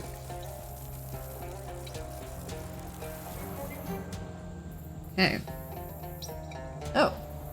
You discard the necrotic fuse and swap in a new one. With the replacement fuse snug in its new bed, the transmission of which you had caught only garbled fragments of, now makes itself clear. And be that it? Have you finally fixed that infernal machine? Will you nod once if you can hear me? Nod once. Nod as directed. Praise be to the seas and creatures in these. Fine work, landlubber. Do you mind if I call you landlubber? No, you don't want me to call you that? Nod vigorously. Then landlubber it must be then, till we can make the proper introductions. Speaking of which, this is Captain Dan of the riverboat Longerfellow, and it gives me no pleasure to report that mine vessel has run aground here in this fiendish and soggy fen I call Davy Swamplocker. We few survivors be trapped up in the wheelhouse. What happened here? You shrug in a very general way. Wondering about all this, are you? Well, the Longerfellow is a pleasure paddler. We paddle the east coast and show the passengers the time of their lives. This last sail, a sparkling black cloud, otherworldly it was, hurled us off course and into this violent bog. Pleasure paddle fast turned to pain paddle as our vessel were overrun by creatures and nasties. Only 5 souls and mine remain of the voyage, trapped up here in the wheelhouse for, well, how long only the boat gods know. The wheelhouse? You make the shapes of a wheel and a house with your hands, and then shrug. Know ye the parts of a boat, landlubber? 2 levels above ye be the main deck, and there you'll find the captain and his wheel. Not on a boat may be higher than the captain. How does he know where you are? If you're wondering how I know you're aboard, landlubber, I have me bendy telescope to thank. Not much for us to do trapped up in the wheelhouse, but hold the bendy telescope and look through the bendy telescope. You buy him the handing out of mail and packages. That's what you do. You're a helpful person. You didn't ask for this, I know. And you must feel like the unluckiest landlubber in the world. But there be 5 innocent souls in the wheelhouse with me, blocked by broken pipes and spewing scalding hot steam. Okay. Ask that you enter the most private of boat parts, the hull, where the wildlife is done defilement most foul to our steam pipes. Funny be it not that the same steam that gave life to this boat also took it from most of the passengers? I think we are only beginning to understand the nature and whims of steam, but that be a mystery for another day. Whoa, gosh, there's a lot of text here. I mean, I know I've been, like, reading text the entire night, but,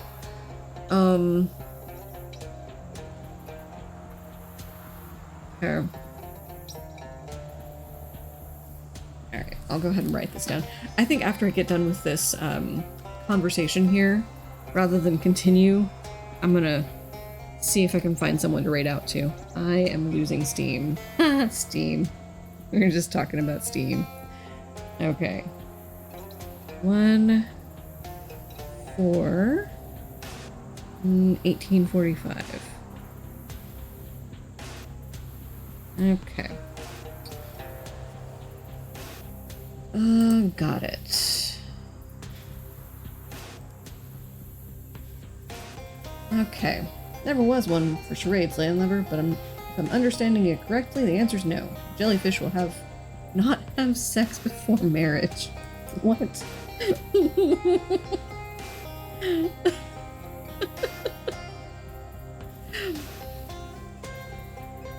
Nothing for it. You'll have to press on. Or not, you know. You could stop this all right now and go do something else. Grad school. Well, that's an idea. Alright. Okay.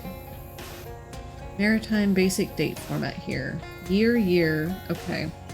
So, write down 1845. 1845. Month is 1. Day 4. And then month day again. 1 4. Okay, got that written down. All right.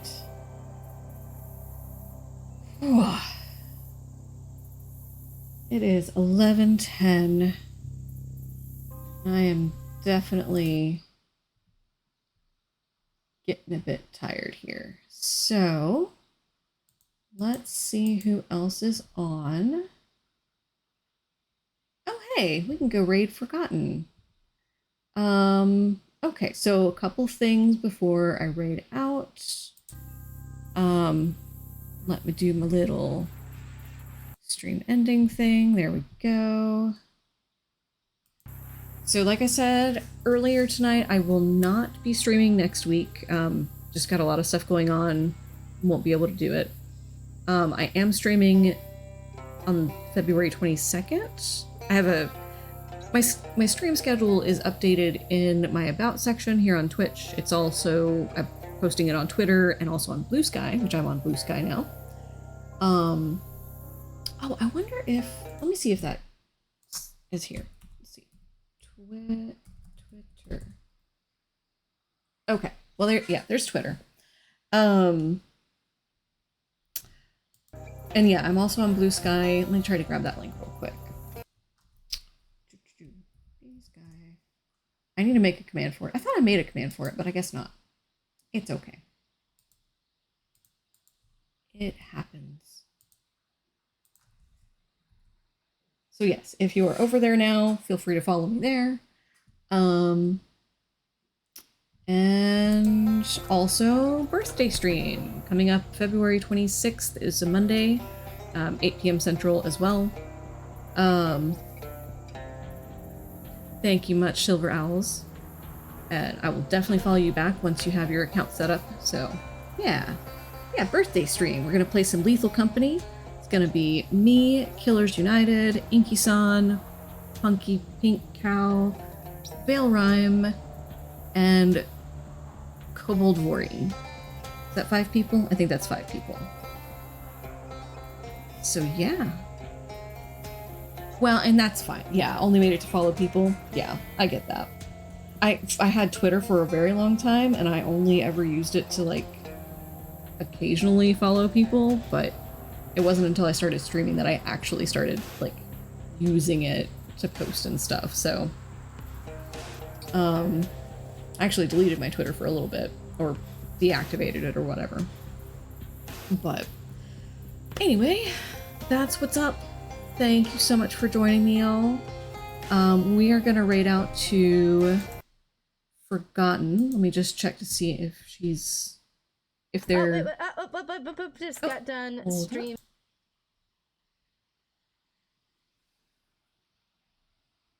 Wait, let me unmute her real quick.